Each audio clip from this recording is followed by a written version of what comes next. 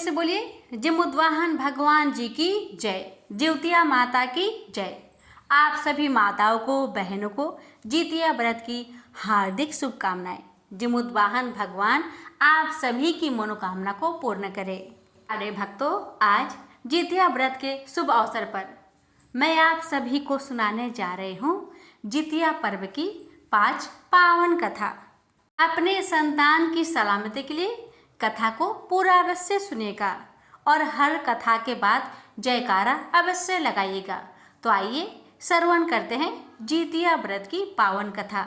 हाथों में फूल और चना लेकर कथा को श्रवण करें और कथा समाप्त होने पर इस फूल को कलश के पास रख दें और जमुद्वाहन भगवान की जयकार हर कथा के बाद लगाते जाए। आइए श्रवण करते हैं पहली कथा। एक गांव में एक ब्राह्मण और ब्राह्मणी रहते थे जिनका कोई संतान नहीं था। ब्राह्मणी हर दिन हर रोज पूजा पाठ किया करती थी, लेकिन ब्राह्मणी का सोनी गोद नहीं भरा। एक दिन ब्राह्मण ब्राह्मणी से कहते हैं, सुनती हो, चलो हम लोग जाते हैं काशी के मंदिर में। क्या पता काशीनाथ की कृपा से तुम्हारी सोनी गोद भर जाए और तुम माँ बन जाओ, मैं पिता बन जाऊं। अब दोनों पति पत्नी काशी जाने के लिए निकल पड़े। रास्ते में उन्होंने देखा एक बहुत बड़ा पोखरा थी। उसी पोखरा में ढेर सारी औरत स्नान करके झुंगनी की पत्ता पर तेल और खरी दे रही है। ये देखकर ब्राह्मणी ब्राह्मण से कहने लगी, सुनिए जी, देखिए ना, ये पोखरा में कितनी सारी औरत स्नान करके झुंगनी के पाता पर पता नहीं क्या दे रही है, क्या कर रही है। ब्राह्मण कहने लगे, पता नहीं क्या कर रहे हैं लोग, चलो चलकर पूछते हैं। तब ब्राह्मण और ब्राह्मणी दोनों साथ में जाते हैं। ब्राह्मणी उन औरतों से पूछती है, बहन, ओ बहन, आप ये क्या कर रही है और ये पत्ता पर क्या रख रही है, मुझे भी थोड़ा बताइए, ये करने से क्या होता है। तब सारी औरतों में से एक औरत ने कहा, बहन, आप नहीं जानती, आज नहाए खाए है, हम लोगों ने जितिया का व्रत रखा है और उसी का पहला दिन नहाए खाए का नियम कर रहे हैं। हम लोग झुंगनी के पाता पर तेल और खरी दे रहे हैं और कल दिन भर हम लोग निर्जला उपवास रहेंगे और परसों पारण करेंगे। इस व्रत में एक बूंद भी पानी नहीं पिया जाता है। इस व्रत को करने से पुत्र की आयु लंबी होती है, जिसका पुत्र नहीं उसे पुत्र मिलता है। इस व्रत में बहुत ही शक्ति है। जो भी इस व्रत को श्रद्धा पूर्वक करता है, उसकी सारी इच्छा ज्योत भगवान जरूर पूरा करते हैं। अब ये सुनकर ब्राह्मणी मन में सोचती है, मुझे भी जितिया का व्रत करना चाहिए। ब्राह्मणी उस बहन से फिर कहती है, बहन, मुझे जितिया व्रत की विधि बता दीजिए। जब अगला साल आएगी तो मैं भी जितिया का व्रत जरूर करूंगी। महिला ने ब्राह्मणी को सारा विधि बताई। ब्राह्मण और ब्राह्मणी अपना घर वापस चले गए। जब अगला साल आया, ब्राह्मणी ने भी विधि पूर्वक जितिया का व्रत किया। पहला दिन नहाए खाए, उसी दिन मरुआ का रोटी खाकर व्रत की शुरुआत करती है। रात को ढेर सारे पकवान बनाकर ज्योत भगवान के लिए रख देती है। ऐसे ही सुबह का 3 बजता है, ज्योत भगवान को पकवान जो भोजन बनाई होती है उसमें से चढ़ाकर और स्वयं भोजन करके पानी पी करके सो जाती है और दिन भर निर्जला व्रत रहती है। और जब शाम होता है, सभी कोई नदी में स्नान करने जाते हैं, तो ब्राह्मणी भी उन्हीं के साथ चली जाती है नदी में स्नान करने। तब महिला स्नान कर लेती है और नदी के पास ही एक कलश को रख के उस पर सभी जिउतिया का धागा रख करके हाथ जोड़ करके कथा सुनना शुरू करते हैं। वैसे ही ब्राह्मणी कहती है, बहन, ये क्या चीज है, ये जो धागा है ये क्या है, इसे आप कलश पर रखकर क्या कर रही हैं? इसका क्या मोल है, थोड़ा मुझे बताइए। ब्राह्मणी का बात सुनकर वह महिला कहने लगी, ये धागा नहीं, ये बहुत अनमोल है, इसी को तो जितिया कहते हैं, इसमें बहुत ही शक्ति है। यही धागा, यही जितिया तो हम सभी के बच्चे को मौत का मुख से वापस लौटा कर लाती है। ये धागा नहीं, ये बहुत अनमोल है। इसी को कहते हैं जितिया। अब इस जितिया को कलश पर रखकर हम सभी कथा सुनेंगे और कथा सुनने के बाद इसी जितिया को अपने अपने गले में पहन लेंगे। और क्या तुम जानती हो बहन, ये जो जितिया है हम लोगों का प्राण से जुड़ा है। कैसे नहीं जानती? आओ मैं तुम्हें बताती हूँ, ध्यान से सुनना। जब हमारा संतान होता है तो हमारे छाती में दूध आने लगता है और उसे कहते हैं गंगा और जमुना। और जब बच्चा अपनी माँ के स्तन से दूध पीता है तो माँ की ममता बच्चा से जुड़ जाता है और बच्चा का ममता माँ से जुड़ जाता है। और जैसे ही कथा समाप्त होता है सभी औरत अपना अपना जितिया को अपने गर्दन में धारण करती है और सभी अपने अपने घर को जाती है। और जैसे सुबह होता है ब्राह्मणी अपने घर में अच्छा से पूजा पाठ करके और पारण करने से पहले जीउत भगवान को हाथ जोड़ के प्रणाम करती है और कहती है, हे जीउत भगवान, अगर मुझसे कोई गलती हुआ हो मुझे क्षमा करे। उसके बाद गरम गरम भोजन करती है। और जब रात होता है तो जीउत भगवान ब्राह्मणी के गर्भ में एक जीव को डाल देते हैं। और जैसे ही दिन बीतने लगा, 3 से 4 महीना हो गया, ब्राह्मणी को महसूस हुआ कि उसके पेट में कोई हाथ और लात चला रहा है। ये बात ब्राह्मणी ने अपने पति ब्राह्मण को कही तो ब्राह्मण समझ गए। वो तो बहुत खुश हो गए और ब्राह्मणी से कहने लगे, देखो ब्राह्मणी, तुमने जितिया का व्रत नियम श्रद्धा पूर्वक किया और तुम्हारे गर्भ में जीउत भगवान जीव डाल दिए। अब तुम्हारी गोद सूनी नहीं रहेगी। जल्द ही हमारे घर में एक नन्हा सा बच्चा आने वाला है। अब तो ब्राह्मण और ब्राह्मणी बहुत खुश हुए। दोनों पति पत्नी मिलके जीउत भगवान को कोटि कोटि प्रणाम करते हैं। समय बीतने लगा।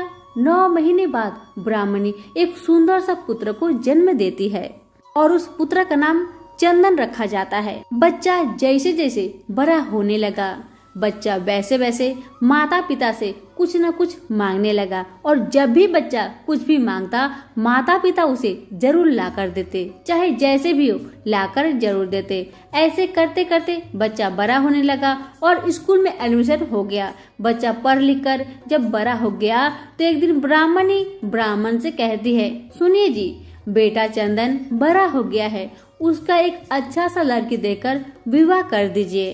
अब ब्राह्मण एक अच्छी सी कन्या देखकर अपने बेटा चंदन का विवाह कर देते हैं। विवाह का जैसे महीना दिन बीत जाता है वैसे ही ब्राह्मण की मृत्यु हो जाती है। अब समय बीतते गया।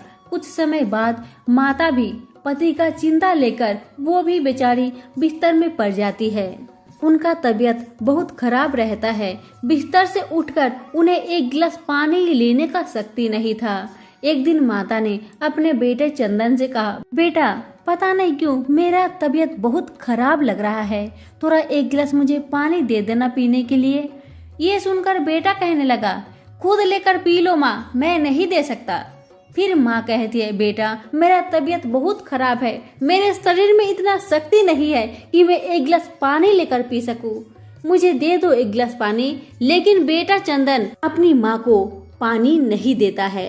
बेचारी माँ प्यास से रह नहीं पा रही थी। जैसे तैसे करके भगवान का नाम लेकर उठ करके एक गिलास पानी पीती है। समय बीतते गया, माँ और बूढ़ी होने लगी तो माँ का भी मन बच्चे जैसा हो गया। माँ को भी कभी कभी चटपटा खाने को मन करता, कभी ये खाने को मन करता, कभी ये खाने को मन करता। तो माँ अपने बेटे से कहने लगी, बेटा आज मुझे ये सामान खाने का मन कर रहा है, थोड़ा बहू से कह के बनवा दो ना बेटा, मेरा मुंह कैसा कैसा हो गया है, थोड़ा चटपटा भोजन बनवा दो ना बेटा। लेकिन बेटा चंदन अपनी माँ का पसंद का भोजन एक दिन भी नहीं बनवाया। और जब कभी उसकी पत्नी कुछ भी सामान मांगती तो चंदन फुर्ती में दौड़ दौड़ कर लाकर दे देता। वही देखकर माँ को बहुत दुख लगता। माँ सोचने लगी, मैं एक गिलास पानी मांगी अपने बेटे से, लेकिन मेरा बेटा मुझे लाकर नहीं दिया। आज उसकी पत्नी जो भी मांग रही है चंदन उसे पूरा कर रहा है। ये देखकर माता बहुत रोने लगी। उसे पहले का दिन याद आ गया कि इसी बच्चे के लिए मैंने कितना मन्नत मांगी, लेकिन जीवत भगवान की कृपा से मुझे ये बेटा मिला। आज ये ही बेटा मेरे साथ ऐसा करेगा, मुझे पता ही नहीं था। यही सोच सोचकर माँ रोए जा रही है, रोए जा रही है। खाना पानी के लिए तरसते तरसते एक दिन बूढ़ी माँ का मृत्यु हो जाता है, लेकिन बेटा के आंखों से एक बूंद तक आंसू नहीं गिरता। अपनी माँ के लाश को ले जाकर शमशान में जलाकर चला आता है और आने के बाद अपनी पत्नी से कहता है, अच्छा हुआ कि आज मेरी माँ की मृत्यु हो गई, नहीं तो मुझे बहुत परेशान करती थी। कभी कहती ये लाओ, कभी कहती वो लाओ, सारा झंझट ही समाप्त हो गया। ये सारा बात चंदन की पत्नी ध्यान से सुन रही थी। अब चंदन अपनी पत्नी से कहने लगा, सुनो, आज बहुत अच्छा पकवान बनाओ, मुझे पकवान खाने का बहुत मन कर रहा है। तो चंदन की पत्नी कहती है, सुनिए जी, आज आप ही पकवान बनाइए, हम दोनों मिलकर खाते हैं। पत्नी तो बनाई नहीं, बेचारा चंदन स्वयं भोजन बनाते हैं तो दोनों जन मिलकर खाता है। लेकिन अब चंदन कोई भी काम अपनी पत्नी को कहता तो पत्नी साफ साफ इनकार कर देती, कोई काम ही नहीं करती। ऐसे ही दिन बीतने लगा। एक दिन पत्नी गुस्सा होकर कहने लगी, जो बेटा अपनी माँ का नहीं हुआ वो बेटा मेरा कैसे हो सकता है। जो बेटा अपनी जन्म देने वाली माँ का नहीं हुआ वो कभी मेरा नहीं हो सकता। जो बेटा अपनी माँ की कोई मांग ना पूरा करे वो बेटा मेरा नहीं हो सकता। जो बेटा अपनी माँ को एक गिलास पानी पिलाए बिना उसे मार डाला वो बेटा कभी मेरा हो ही नहीं सकता। अब कुछ दिन बाद ही पत्नी भी चंदन को छोड़ के चली जाती है और कुछ ही दिन में चंदन का पूरा शरीर में घाव भर जाता है। अब चंदन का पूरा शरीर में जैसे ही घाव भर जाता है वैसे ही गांव के लोग देखकर कहने लगते हैं, देखो देखो इसकी माँ तो मर गई, अब इसका शरीर में पूरा घाव हो गया है, ये सब तो पाप का फल है। अपनी माँ को तो कभी पानी दिया नहीं, कभी भोजन दिया नहीं, यही सब पाप का फल मिल रहा है इसे। आज इसकी पत्नी भी इसे लात मार के चली गई। अब ये चंदन अगर इस गांव में रहा तो इसका हवा हम लोग को लगेगा तो हमारे शरीर में भी घाव होने लगेगा, इसलिए इसे इस घर से धक्के मारकर निकाल देना उचित रहेगा। अब चंदन को सभी घर से बाहर निकाल देते हैं। चंदन के घर में जो थोड़ा पैसा रहता है उसे अपने हाथ में लेकर गांव से चला जाता है। गांव के सभी लोग उसे बहुत गाली देते हैं कि कैसा बेटा है ये, छी, ऐसा बेटा तो किसी को ना मिले। माँ ने इसी बेटा के लिए कितना मन्नत मांगी, कितना पूजा पाठ की, ये आज बेटा अपनी माँ को एक गिलास पानी और भोजन के दिए बिना उसे मार डाला। ऐसा बेटा के साथ जो हो रहा है वो बहुत अच्छा हो रहा है, ऐसा होना ही चाहिए। अब चंदन गांव छोड़कर जंगल में जाके रहने लगते हैं और जोर जोर से रोने लगते हैं। अब चंदन को अपनी माँ की याद आती है कि यही माँ जब मैं छोटा था जो भी मैं मांगू मेरी माँ लाकर जरूर देती थी, और आज मेरी माँ एक गिलास पानी के बिना मर गई, मैं उसे पानी तक नहीं दिया। मैं बहुत गंदा इंसान हूँ, बहुत गंदा बेटा हूँ। भगवान मेरे साथ अच्छा ही कर रहे हैं, मैंने बुरा किया तो मेरे साथ कैसे अच्छा होगा। आज इसी कारण से मेरी पत्नी भी मुझे छोड़कर चली गई। इतना कह कर चंदन बहुत जोर जोर से रो रहा है। जब कभी कोई गांव वाले उसे देखते तो बहुत गाली देते। एक दिन चंदन अपने हाथों में पैसा लेकर सारा गांव में घूम रहा है और रो रहा है और कहने लगा, इस पैसा को ले लो और मेरी माँ को ला दो, इस पैसा को ले लो और मेरी माँ को ला दो। जब ये बात गांव का लोग सुना तो बहुत गुस्सा हो गया और सभी लोग कहने लगा कि जब इसकी माँ थी तो माँ का मोल नहीं था और आज माँ नहीं है तो कहता है ये पैसा लो माँ को ला दो। बहुत गाली देते हैं और कहते हैं माँ तो माँ होती है, ना माँ को खरीदा जाता है और ना ही बेचा जाता है। माँ जैसा तो दुनिया में कोई भी नहीं होता। दुनिया के सभी लोग सब कुछ दे सकते हैं लेकिन माँ कोई दे ही नहीं सकता। माँ तो माँ होती है, माँ जैसा कोई नहीं होती। इसलिए कभी अपनी माँ को दुख न दे, क्योंकि एक माँ ही है जो अपने बच्चे को बहुत दुख से पाल पोस कर बड़ा करती है। जैसे चंदन ने अपने माँ के साथ किया वैसा कोई भी ना करे, ये मेरा सभी से प्रार्थना है। अब देखिए कैसे बेटा चंदन कितना रो रहा है अपनी माँ के लिए। जब माँ थी तो माँ का कोई मोल ही नहीं किया, आज माँ नहीं है तब उसे पता चल रहा है कि माँ मेरे जीवन में क्या थी। माँ तो माँ नहीं, माँ भगवान होती है। अब बेचारा चंदन फिर से वही जंगल में जाकर पूरा जोर जोर से रोने लगते हैं अपनी माँ को याद करके। अब जैसे ही चंदन रोने लगता है वैसे ही जीवित भगवान ब्राह्मणी की आत्मा से कहते हैं, देख रही हो ब्राह्मणी, तुम्हारा बेटा चंदन पानी और भोजन दिए बिना तुम्हें आज मार डाला। वही बेटा का हालत देखो आज क्या हुआ है। उसका पूरा शरीर में घाव हो गया है। सारे गांव वाले उसे गाली दे रहे हैं, गांव से निकाल दिए हैं। आज चंदन दर्द से बहुत छटपटा रहा है और तुम्हें याद कर रहा है। जब तुम थी कभी याद ही नहीं किया, आज तुम मर गई तो तुम्हें याद कर रहा है। ये देखकर माँ का कलेजा फट जाता है। बहुत रोने लगी माँ, बहुत रोने लगी और हाथ जोड़कर जीवित भगवान से प्रार्थना करने लगी, हे भगवान कृपा करे, दया करे, मुझे एक दिन का जीवन दान दीजिए, मुझे धरती पर भेज दीजिए। मैं अपने बेटा को ठीक करके उसका सारा दुख को हर कर मैं वापस आ जाऊंगी। ए भगवान कृपा करे। ये सुनकर जीवित भगवान कहने लगे, ब्राह्मणी तुम्हारा ये बेटा कितना तुम्हें दुख दिया और तुम इसी बेटा के लिए रो रही हो, इसी बेटा के लिए एक दिन के लिए धरती पे जाना चाहती हो। मत जाओ ब्राह्मणी, मत जाओ। लेकिन माँ न मानी। जीवित भगवान को हार कर ब्राह्मणी को धरती पर एक दिन के लिए भेजना पड़ा। अब माँ जंगल में जैसे ही जाती है बेटा देखकर बहुत खुश हो जाता है और दौड़कर अपने माँ को बाहों में पकड़कर जोर जोर से रोने लगता है, जोर जोर से रोने लगता है। इधर माँ रो रही है, इधर बेटा रो रहा है। जैसे ही माँ भी अपने बेटे को जोर से पकड़ती है वैसे ही बेटा का शरीर का जितना घाव था, जितना दर्द था सब गायब हो गया जीवित भगवान की कृपा से। अब ब्राह्मणी अपने बेटे को जंगल से लेकर के घर वापस आती है। ऐसे ही गांव के सभी लोग देखकर हैरान हो जाते हैं, अरे ये तो ब्राह्मणी है, ये तो मर गई थी, कैसे जीवित हो गई। सारा गांव में हलचल मच गया, ब्राह्मणी मरने के बाद भी जीवित हो गई है।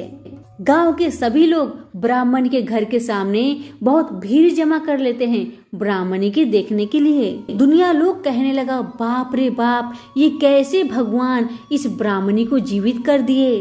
ब्राह्मणी कहने लगी, ये तो जीवित भगवान का कृपा है, उन्हीं की दया है जो आज मैं धरती पर आई हूँ। सभी लोग कहने लगे, ब्राह्मणी तो बहुत भाग्यशाली है कि कैसे मृत्यु के बाद भी बेटा का दुख देखकर बेटा को ठीक करने के लिए धरती पर चली आई। इतना कहकर गांव के सभी लोग वहां से चले जाते हैं। ब्राह्मणी अपने बेटे को सारा कहानी बताती है कि जीवित भगवान से कैसे आज्ञा लेकर एक दिन के लिए धरती पर आई है। सारा कहानी बता के अपने बेटे से कहती है, बेटा जाओ, जाकर बहू को लेकर आना और बहू को भी कहना अगले साल से जितिया का व्रत विधि विधान से करे, तुम्हारे सारे दुख तकलीफ दूर हो जाएगी। इतना कहकर माँ भगवान के द्वार चली गई और उधर बेटा अपनी पत्नी को लेकर चला आता है और पत्नी को सारा कहानी बताता है। पत्नी भी अगला साल से विधि पूर्वक जितिया का व्रत करने लगी। जीवित भगवान की कृपा से उनका भी घर में एक सुंदर सा पुत्र का जन्म होता है। प्रेम से बोले, जीवित भगवान की जय हो। हे भगवान, जैसे आपने ब्राह्मणी पे कृपा करी वैसे सभी पर कृपा करे। जैसे ब्राह्मणी को बेटा ने दुख दिया वैसा दुख कोई भी बेटा अपनी माँ को कभी ना दे। जैसे चंदन को माँ का मोल समझ में आया वैसे सभी बेटा माँ का मोल समझे, कभी माँ बाप को दुख तकलीफ ना दे। हे जीवित भगवान, मेरी सुनाई हुई कथा जो भी लोग सुन रहे हैं सभी की दुख को दूर करे और सभी की मनोकामना को पूर्ण करे। कहानी कहने वाले, सुनने वाले, हुक्कारे भरने वाले आप सभी पर अपनी कृपा बरसाए। सभी प्रेम से बोलिए, जीवित भगवान की जय हो। बहुत समय पहले की बात है, एक गांव में एक माता पिता और उनकी एक छोटी सी कन्या एक साथ रहा करते थे। कन्या का नाम था लाली। कन्या भी 5 वर्ष की थी। बहुत मुश्किल से उन तीनों का गुजारा चल रहा था, क्योंकि पिता की आमदनी बहुत कम थी। उस आमदनी से जितना भी धन आता उससे तीनों जन का पेट भर जाता था और उससे ज्यादा कुछ बचता नहीं था। रोज कमाओ रोज खाओ, ऐसा परिवार था। इसी तरह दिन बीतने लगे। एक दिन की बात है, लाली की माँ कहीं जा रही थी। तभी उन्होंने रास्ते में देखा, एक छोटे से पोखरे के पास बैठकर बहुत से महिलाएं पूजा कर रही थी। तो लाली की माँ ने सोचा, ये सब महिलाएं इस पोखरे के पास बैठकर क्या कर रही है, जरा मैं जाऊं उनसे पूछ कर देखो। तभी लाली ने जाकर सभी बहनों से पूछा, बहन तुम लोग क्या कर रही हो? तभी बहनों ने बताया कि हम जितिया का व्रत रखे हैं और हम वही ज्योत भगवान का पूजन कर रहे हैं। तब लाली की माता ने कहा, इस व्रत से क्या होता है? तभी बहनों ने बताया, इस व्रत को करने से जिसका पुत्र नहीं है उसे पुत्र मिले और जिसके पुत्र है उसकी आयु बढ़े। इस व्रत को अपने संतान की रक्षा के लिए किया जाता है। तुम भी जितिया का व्रत करो, ज्योत भगवान की कृपा से क्या पता तुम्हें भी पुत्र की प्राप्ति हो जाए। इतना बातें होने के बाद लाली की माँ वहीं से अपने घर को चली आई और उसने मन में सोचा, क्यों ना मैं भी जीवित पुत्री का व्रत करूं। बस अब लाली की माँ भी अगले साल का इंतजार करने लगी कि कब जीवित पुत्री का व्रत आए और मैं भी जितिया का व्रत करूं। बस इसी इंतजार में दिन बीतने लगा और अब तो जितिया का व्रत भी नजदीक आ गया था। तो लाली की माँ ने सोचा, क्यों ना मैं उन बहनों के पास जाकर जितिया व्रत की सभी जानकारी प्राप्त करके मैं भी इस साल से जितिया का व्रत करूंगी। बस यही विचार करके लाली की माता ने उन बहनों के पास जाकर सभी जानकारी प्राप्त की और इस साल से जितिया का व्रत करना शुरू कर दिया। पूरे विधि विधान से नियम अनुसार लाली की माता ने जितिया का व्रत किया और ज्योत भगवान की कृपा से लाली की माता का गर्भ ठहरा और एक पुत्र की प्राप्ति हुई। तो घर के सभी लोग बहुत खुश हुए और लाली की माँ ने मन में ठान लिया, मैं तो हर साल अब जितिया का व्रत जरूर करूंगी, अपने बच्चे की सलामती के लिए जरूर करूंगी। अब इसी तरह से दिन बीतने लगा। एक दिन अचानक लाली का पिता का तबीयत खराब हो गया और उनका मृत्यु हो जाता है। अब तो लाली की माता के ऊपर दुखों का पहाड़ टूट पड़ा। लाली की माँ बहुत दुखी हुई और बहुत परेशान भी हुई, सोचकर कि दोनों बच्चे की पालन पोषण वो कैसे करेगी। बहुत सोच विचार के बाद लाली की माता ने फैसला किया, क्यों ना मैं लोगों के घर जा जाकर काम करूं। काम करने से तो लोग मुझे 2 पैसे देंगे, उसी से मेरे दोनों बच्चों का गुजर बसर हो जाएगा। इतना सोचकर लाली की माता ने लाली से कहा, देखो लाली, तुम्हारा भाई अभी 5 साल का है, इसका ध्यान रखना। तुम दोनों घर के बाहर मत जाना। मैं थोड़ा पास के गांव में जा रही हूँ काम ढूंढने के लिए। अगर मुझे काम मिल गया तो तुम दोनों को अच्छा अच्छा भोजन लाकर खिलाऊंगी, इसलिए तुम लोग बाहर कहीं मत जाना, अच्छे से घर में रहना। माता ने दोनों बच्चों को समझाकर पास के गांव में चली गई और गांव के लोगों से कहने लगी, बहन मुझे कुछ काम मिलेगा। लेकिन बहनों ने कहा, नहीं नहीं, हमारा घर का काम हम खुद कर लेते हैं, तुम्हारे लिए हमारे पास कोई काम नहीं है। पूरे गांव में लाली की माता ने खोजा, लेकिन किसी ने भी उसे काम नहीं दिया। बड़े उदास मन से जब लाली की माँ वापस आ रही थी, तभी उसे एक सेठ का घर मिला। उस घर के बाहर सेठानी बैठी थी। तभी लाली की माँ ने सोचा, एक बार सेठानी जी से बोलकर देखूं, क्या पता सेठानी जी मुझे काम पर रख ले। बड़ी उम्मीद लेकर लाली की माता ने सेठानी के पास गई और बोली, मालकिन क्या मुझे कोई काम मिलेगा? मेरे दोनों बच्चे बहुत भूखे हैं, मेरा इस दुनिया में कोई नहीं है सिवा दोनों बच्चे के। आप कृपा करके मुझे कोई काम दे दीजिए ताकि उन दोनों का मैं पालन पोषण कर सकूं और अपना पेट भर सकूं। तब सेठानी कहने लगी, ठीक है, मैं तुम्हें काम तो दूंगी, लेकिन काम के बदले में तुम्हें 1 रुपया नहीं दूंगी, काम के बदले में जो मेरे घर में भोजन बच जाएंगे वही मैं तुमको दे दिया करूँगी, लेकिन पैसा नहीं दूंगी। अगर काम करना है तो करो, नहीं तो यहाँ से चलती बनो। तब लाली की माता कहने लगी, नहीं मालकिन नहीं, मैं करूँगी। आप जो देंगी मैं उतना में खुश हूँ। मैं आपके घर के सारे कामकाज कर दिया करूँगी। इतना बातें होने के बाद लाली की माता अपने घर को आ गई और कल से अपना काम शुरू कर दी। लाली की माँ सेठानी के घर जाती और उनके घर के सारा कामकाज कर दिया करती, साथ में भोजन भी पका दिया करती थी।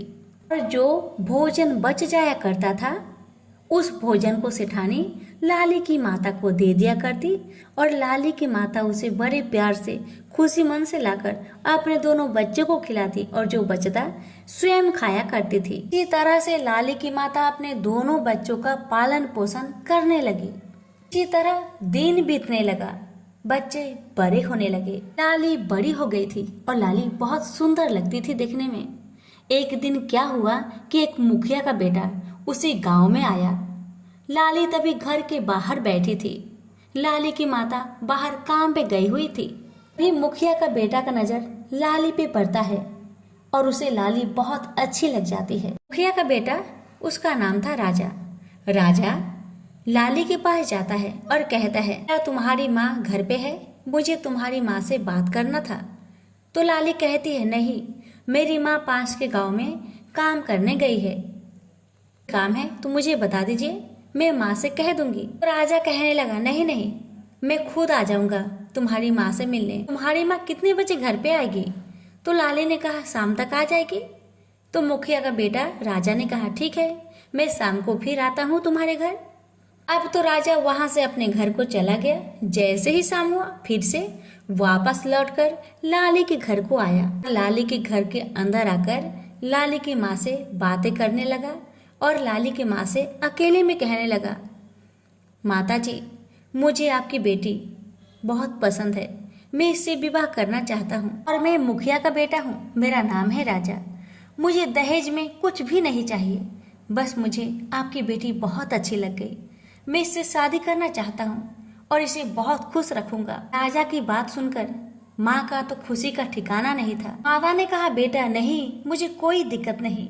मुझे आप जैसा दामाद पाके बहुत गर्व महसूस होगा। बस माता ने हाँ कर दी। तब राजा ने लाली को मंदिर में ले जाकर शादी करके अपने घर को लेकर गया।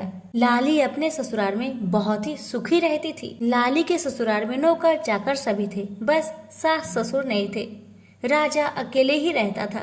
लाली तो रानी बनकर ऐसो आराम से रहती थी। इसी तरह लाली का जीवन बहुत ही सुख से बीतने लगा। लाली शादी के बाद बहुत बदल गई थी। उसके मन में पाप भर गया था। शादी के 10 साल बाद भी लाली कभी अपने माँ से और भाई से मिलने की इच्छा प्रकट नहीं की। लेकिन राजा ने बहुत बार कहा, जाकर अपने माँ से मिलकर आओ, अपने भाई से मिलकर आओ, लेकिन लाली कभी मिलने नहीं आती, क्योंकि उसे तो अमीरी का घमंड हो गया था। उसे तो पता है उसके माँ और भाई बहुत गरीब है, उन्हें तो भोजन भी ठीक से नसीब नहीं होता। जो पड़ोस में मिलता वही खाकर दिन गुजारा करते थे। बस घमंड के मारे लाली कभी अपने माँ और भाई से मिलने नहीं आई। अब तो जदू भी बड़ा हो गया था। एक दिन जदू ने कहा, माँ, बहुत दिन हो गया है, मुझे मेरी दीदी की बहुत याद आ रही है। मुझे दीदी से मिलना है माँ, मुझे दीदी से मिलना है। तो माँ कहने लगी, बेटा, तू दीदी से कैसे मिलेगा? तेरी दीदी तो बहुत दूर है, तू कैसे जाएगा उसके घर?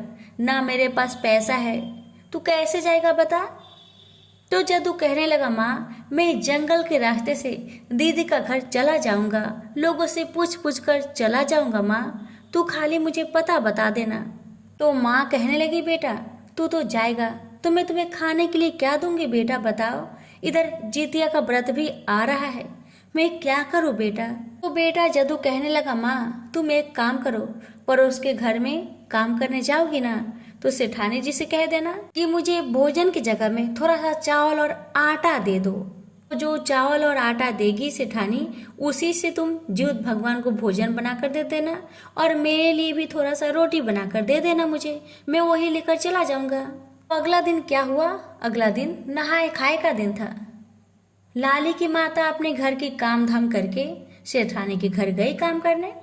काम करने के बाद सेठानी से कहने लगी, सेठानी जी कल जितिया का व्रत है, मुझे थोड़ा सा आटा दे दीजिए और थोड़ा चावल दे दीजिए ताकि मैं ज्योत भगवान को भोजन दे सकूं। और मेरा बेटा भी अपनी बहन के घर जा रहा है मिलने, तो उसे रास्ते में खाने के लिए कुछ पकाकर मैं दे दूंगी। सेठानी कहने लगी, नहीं, बचा हुआ भोजन लेना है तो लो, वरना मेरे पास कुछ नहीं है।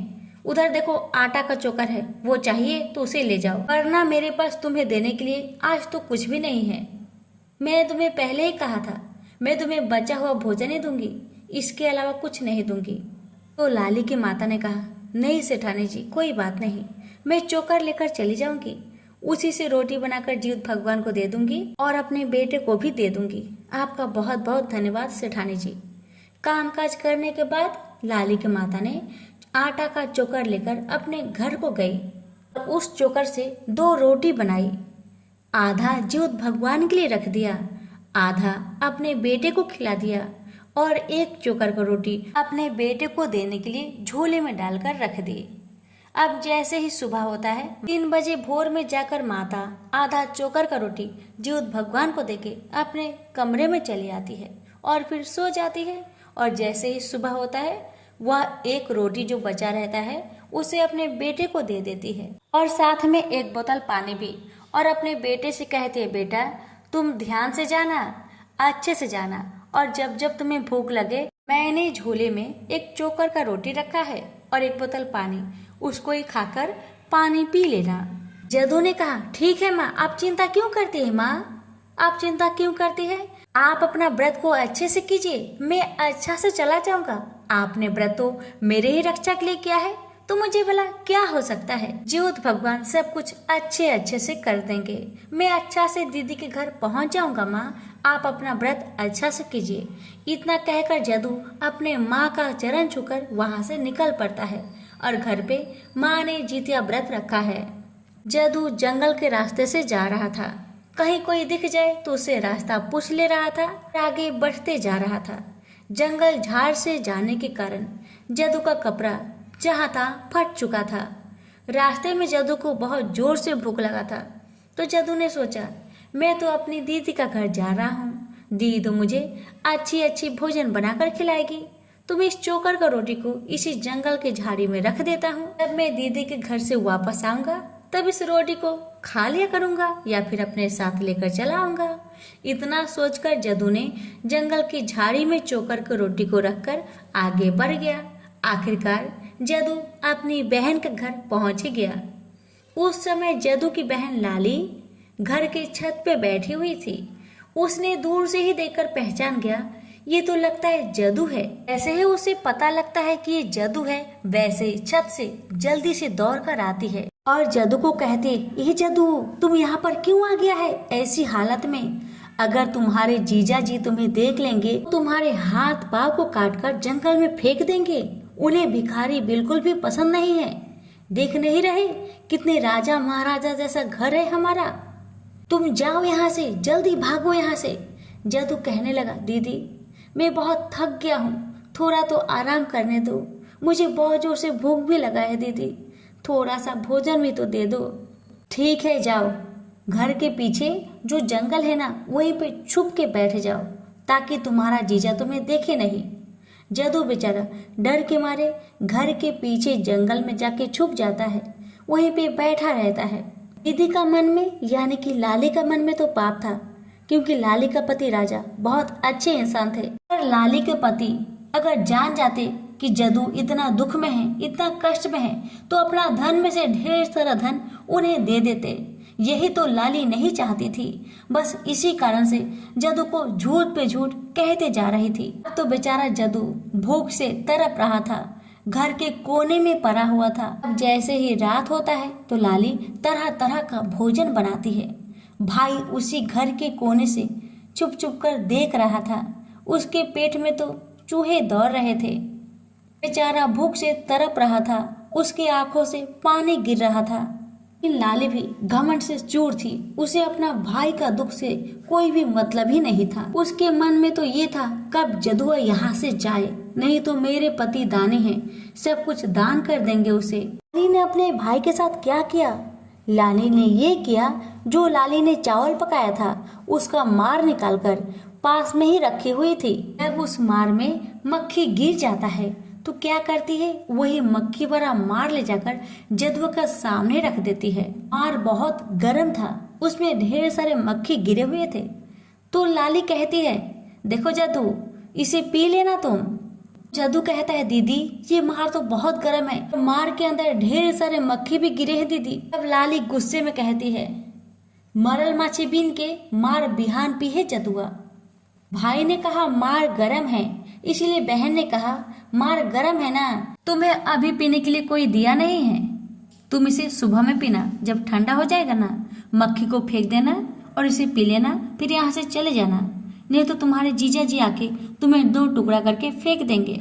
अब लाली क्या करती है, 2 बड़े बड़े थाली में भोजन निकालती है, एक अपने लिए और एक अपने पति के लिए, और दोनों जन बैठकर बड़े प्यार से खाते हैं। जदू घर के कोने में बैठकर टुकुर टुकुर उन दोनों का खाना निहारता है और उन दोनों को निहारता है और मन में सोचता है, मेरी दीदी को क्या हो गया, मेरा दुख से मेरा दीदी को कोई तकलीफ ही नहीं है, दीदी ऐसे कैसे कर सकती है, मुझे ये गंदा वाला मार दी है पीने के लिए और उसमें ढेर सारे मक्खी गिरे, कैसे मेरी दीदी मुझे दे सकती है। ये सोच सोच कर जदू रोए जा रहा था, भूख से तड़प रहा था और माँ जीवत भगवान से जदू के सलामती के लिए प्रार्थना कर रही थी।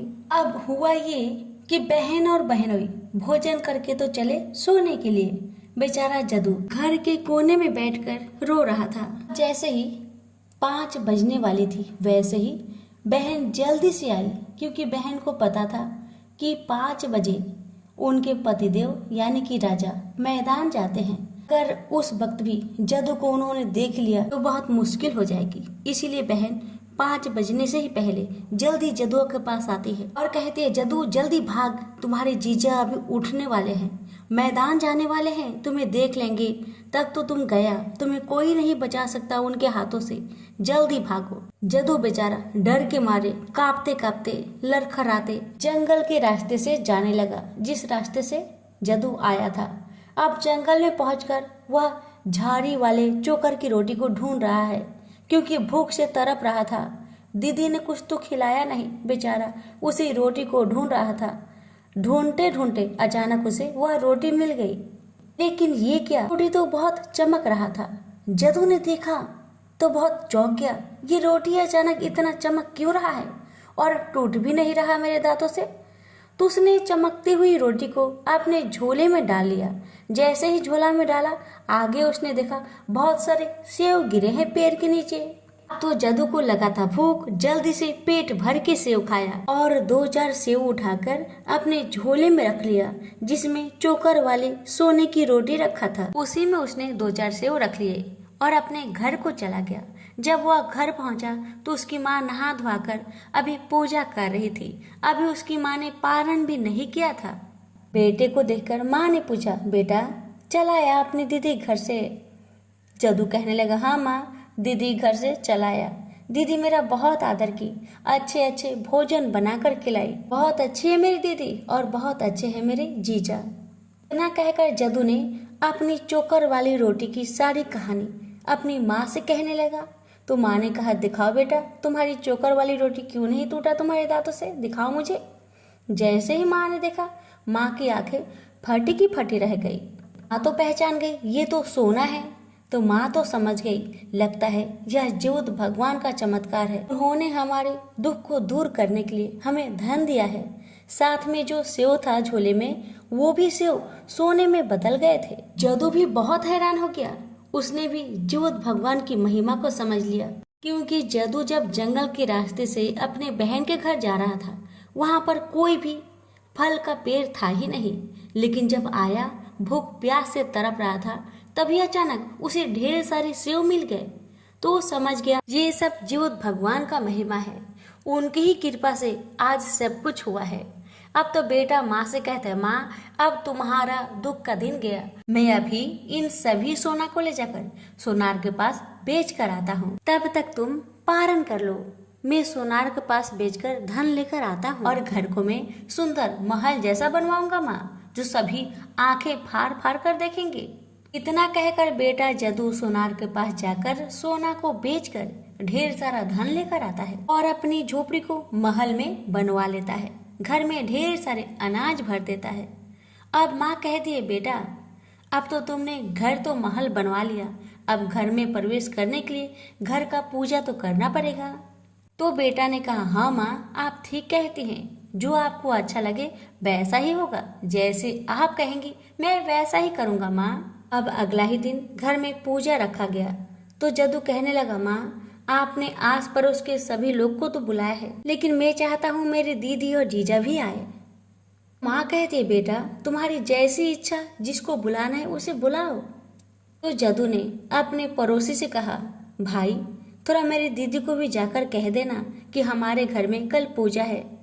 तो पड़ोसी ने कहा, ठीक है जदू, मैं कह दूंगा, तुम चिंता मत करना। पड़ोसी जदू की दीदी के घर जाकर खबर दे देता है कि कल तुम्हारे घर में पूजा है, तुम दोनों को तुम्हारी माता और तुम्हारे भाई ने बुलाया है, कल जरूर आना। अब जैसे ही सुबह हुआ, लाली अपने पति राजा के साथ अपने मायके को चली। मायके में जब गई, उसे अपना घर पहचान में नहीं आ रहा था। जब आस पड़ोस में पूछा गया तो सभी लोगों ने बताया, यही तो जदू का घर है। बहन की आंखें फटी की फटी रह गई, क्योंकि लाली का महल जदू का महल के आगे बहुत फीका था। घर में सभी लोग आ गए तो घर का पूजा पाठ बहुत अच्छा से हुआ। सभी को प्रसाद बांटे गए। तो जदू की माँ ने कहा, जदू तुम्हारे जीजा और दीदी आए हैं, इनके लिए सुंदर सुंदर महंगा महंगा वस्त्र खरीद कर ला देना। जदू कहता है, हाँ माँ, जैसा आप कहे मैं वैसा ही करूँगा। जैसे ही जदू बाजार जाने लगा, वैसे ही लाली कहने लगी, ए जदू मेरे लिए एक भारी पायल भी ला देना जदू।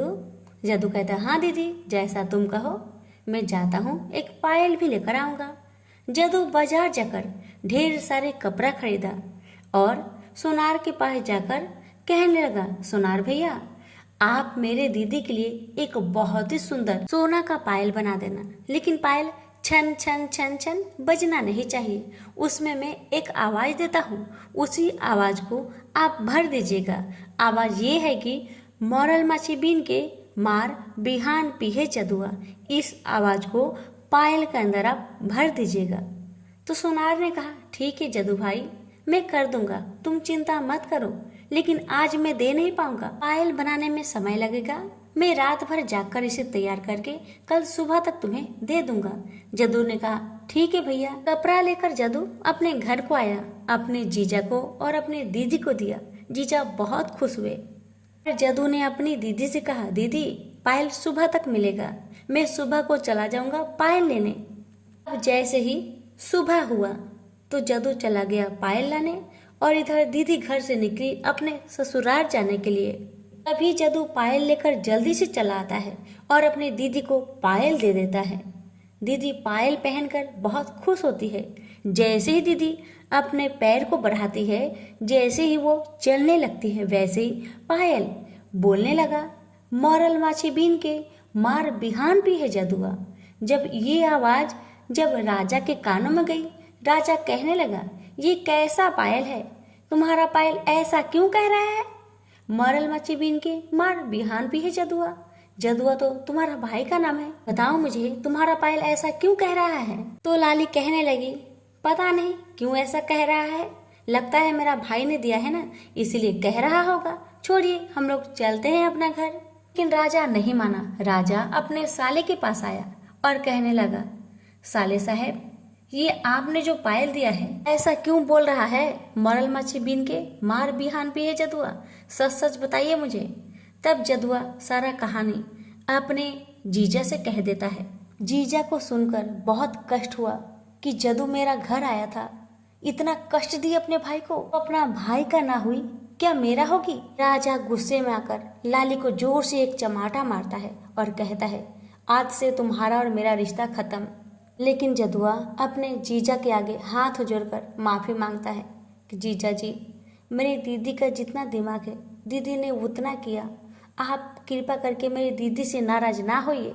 दीदी अब से कभी ऐसा गलती नहीं करेगी, कृपा करके आप उसे माफ़ कर दीजिए। राजा बहुत अच्छा इंसान था, उसने जदू का बात मान लिया। बहन ने अपने भाई को गले लगाकर भाई से माफ़ी मांगी और अपने माँ से सारा कहानी कही, और उसने अपने माँ से भी माफ़ी मांगा और कहने लगी, माँ देखिए ना, मेरे शादी के 12 वर्ष हो गए, मुझे अभी तक एक भी संतान नहीं माँ, मैं बहुत पापी हूँ माँ, मैं बहुत पापी हूँ। तब माँ ने लाली से कहा, तुम चिंता मत करो, तुम्हारे घर में भी जल्दी से नन्हा मुन्ना आने वाला है, चिंता मत करो, तुम जीवत भगवान का व्रत करो, जीवत्या का व्रत करने से तुम्हें पुत्र की प्राप्ति जरूर होगी। जब अगला साल आया तब माता ने और बहन ने दोनों ने नियम पूर्वक जीतिया का व्रत किया और जीवत भगवान की कृपा से लाली गर्भवती हो गई और लाली ने ठीक 9 महीने बाद एक सुंदर पुत्र को जन्म दिया।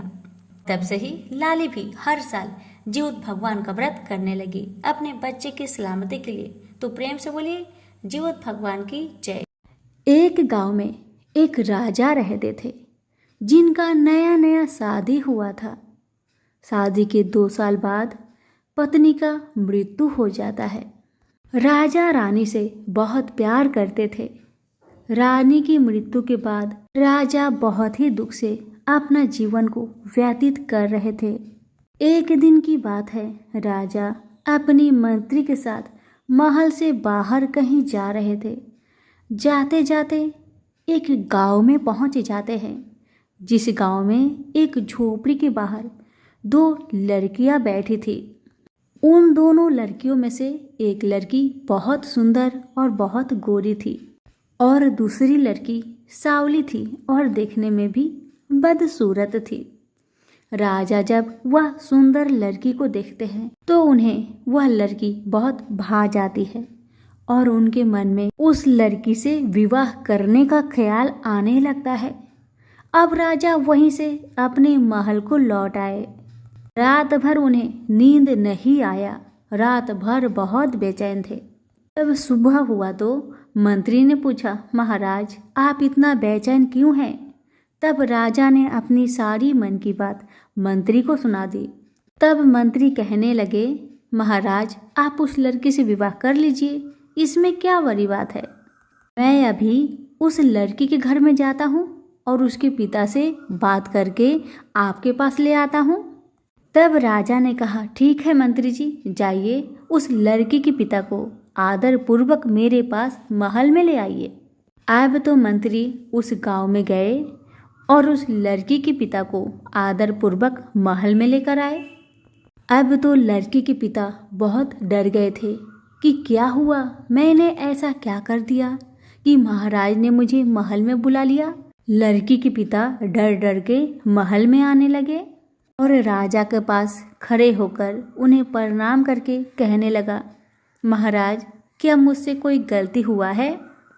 तब राजा कहने लगा, नहीं, आपसे कोई भी गलती नहीं हुआ है। दरअसल मैं कल महल से बाहर कहीं जा रहा था, तभी मेरी मुलाकात आपकी लड़की से हुई। मुझे बहुत अच्छी लगी, मैं उससे विवाह करना चाहता हूँ। क्या आप मुझसे अपनी लड़की का विवाह करवाएंगे? तब लड़की के पिता ने हाथ जोड़कर राजा से प्रार्थना किया, महाराज जरूर, ये तो मेरे लिए और मेरे बच्चे के लिए बहुत ही खुशकिस्मत की बात होगी, लेकिन परेशानी ये है कि मेरी 2 लड़की है। बड़ी लड़की सुंदर नहीं है, बहुत सांवली है, और छोटी लड़की बहुत सुंदर है। मैं चाहता हूँ पहले बड़ी बेटी का शादी कर दो और उसके बाद अपनी छोटी बिटिया का शादी करूँगा। बड़ी बेटी के लिए मैंने बहुत बर ढूंढा, मगर बड़ी बेटी को देखते ही सब कोई उसे ठुकरा दिया। तब राजा कहने लगे, चिंता मत करें, मैं आपकी दोनों लड़की से विवाह कर लूँगा। राजा की बात सुनकर पिता बहुत खुश हुए और बड़े ही धूमधाम के साथ राजा का उन दोनों कन्याओं के साथ विवाह हो गया। अब दोनों कन्याएं महल में चली आई, लेकिन दुख का बात ये था कि राजा ज़्यादा छोटी रानी से ही प्रेम करते थे, उन्हीं को पसंद करते थे। बड़ी रानी को उतना पसंद नहीं करते थे, क्योंकि बड़ी रानी सुंदर नहीं थी, काली थी। मगर ऐसे ही समय बीतते गया। दोनों रानियां गर्भवती हुई और ठीक 9 महीने बाद दोनों ने एक एक लड़की को जन्म दिया। राजा बहुत खुश हुए अपनी दोनों बेटी से मिलकर। राजा ने मंत्री को आदेश दिया कि पंडित जी को बुलाया जाए। मंत्री जी ने पंडित जी को बुलाया और दोनों बच्चियों का नामकरण किया। महाराज ने पंडित जी को ढेर सारी धन दौलत और दक्षिणा देकर बड़े आदर के साथ उनको विदा किया।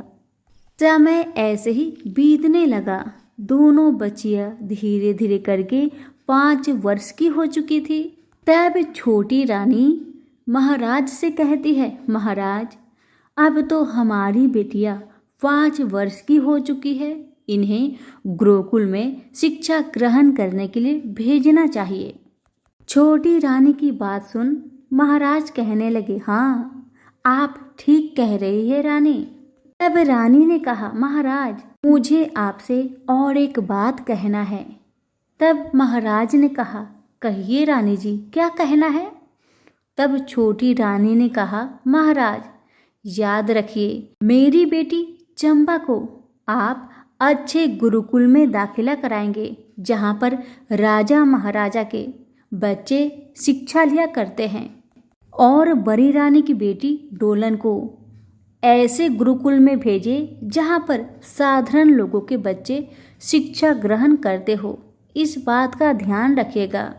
राजा छोटी रानी को बहुत मानते थे, इसलिए छोटी रानी की बात को मना नहीं कर पाए और जैसा रानी ने बताया राजा ने वैसा ही किया। मगर जब छोटी रानी ये सब बातें महाराज से बता रही थी तो बड़ी रानी ने सुन लिया था। लेकिन बड़ी रानी बहुत ही सीधी साधी रहती है, इसलिए बेचारी अपनी छोटी बहन यानी कि छोटी रानी से कुछ भी नहीं कहती और ना ही महाराज से कुछ कहती है। जो हो रहा होता है उसे होने देती है। छोटी रानी के कहे अनुसार महाराज ने छोटी रानी की बिटिया चंपा को जहाँ पर राजा महाराजा के राजकुमार राजकुमारियाँ शिक्षा ग्रहण किया करती थी वहीं पर दाखिला करवा दिए और बड़ी रानी की बिटिया डोलन को जहाँ पर साधारण लोगों के बच्चे शिक्षा लिया करते थे वहीं पर डोलन को दाखिला करवा दिए। अब दोनों बिटिया गुरुकुल में शिक्षा ग्रहण करने लगी। चंपा को गुरुकुल में जो भी ज्ञान दिया जाता था वह उसे अनसुना कर देती थी। वो तो अपने गुरु का आदर सम्मान भी नहीं किया करती थी और उधर डोलन अपने गुरु की बातें को ध्यान से सुना करती थी और अपने गुरु और माता पिता का आदर सम्मान किया करती थी। इसी तरह से समय बीतने लगा, बच्चे बड़े होने लगे। एक दिन की बात है, गुरुकुल में परीक्षा लिया गया कि किस बच्चे को कितना ज्ञान है।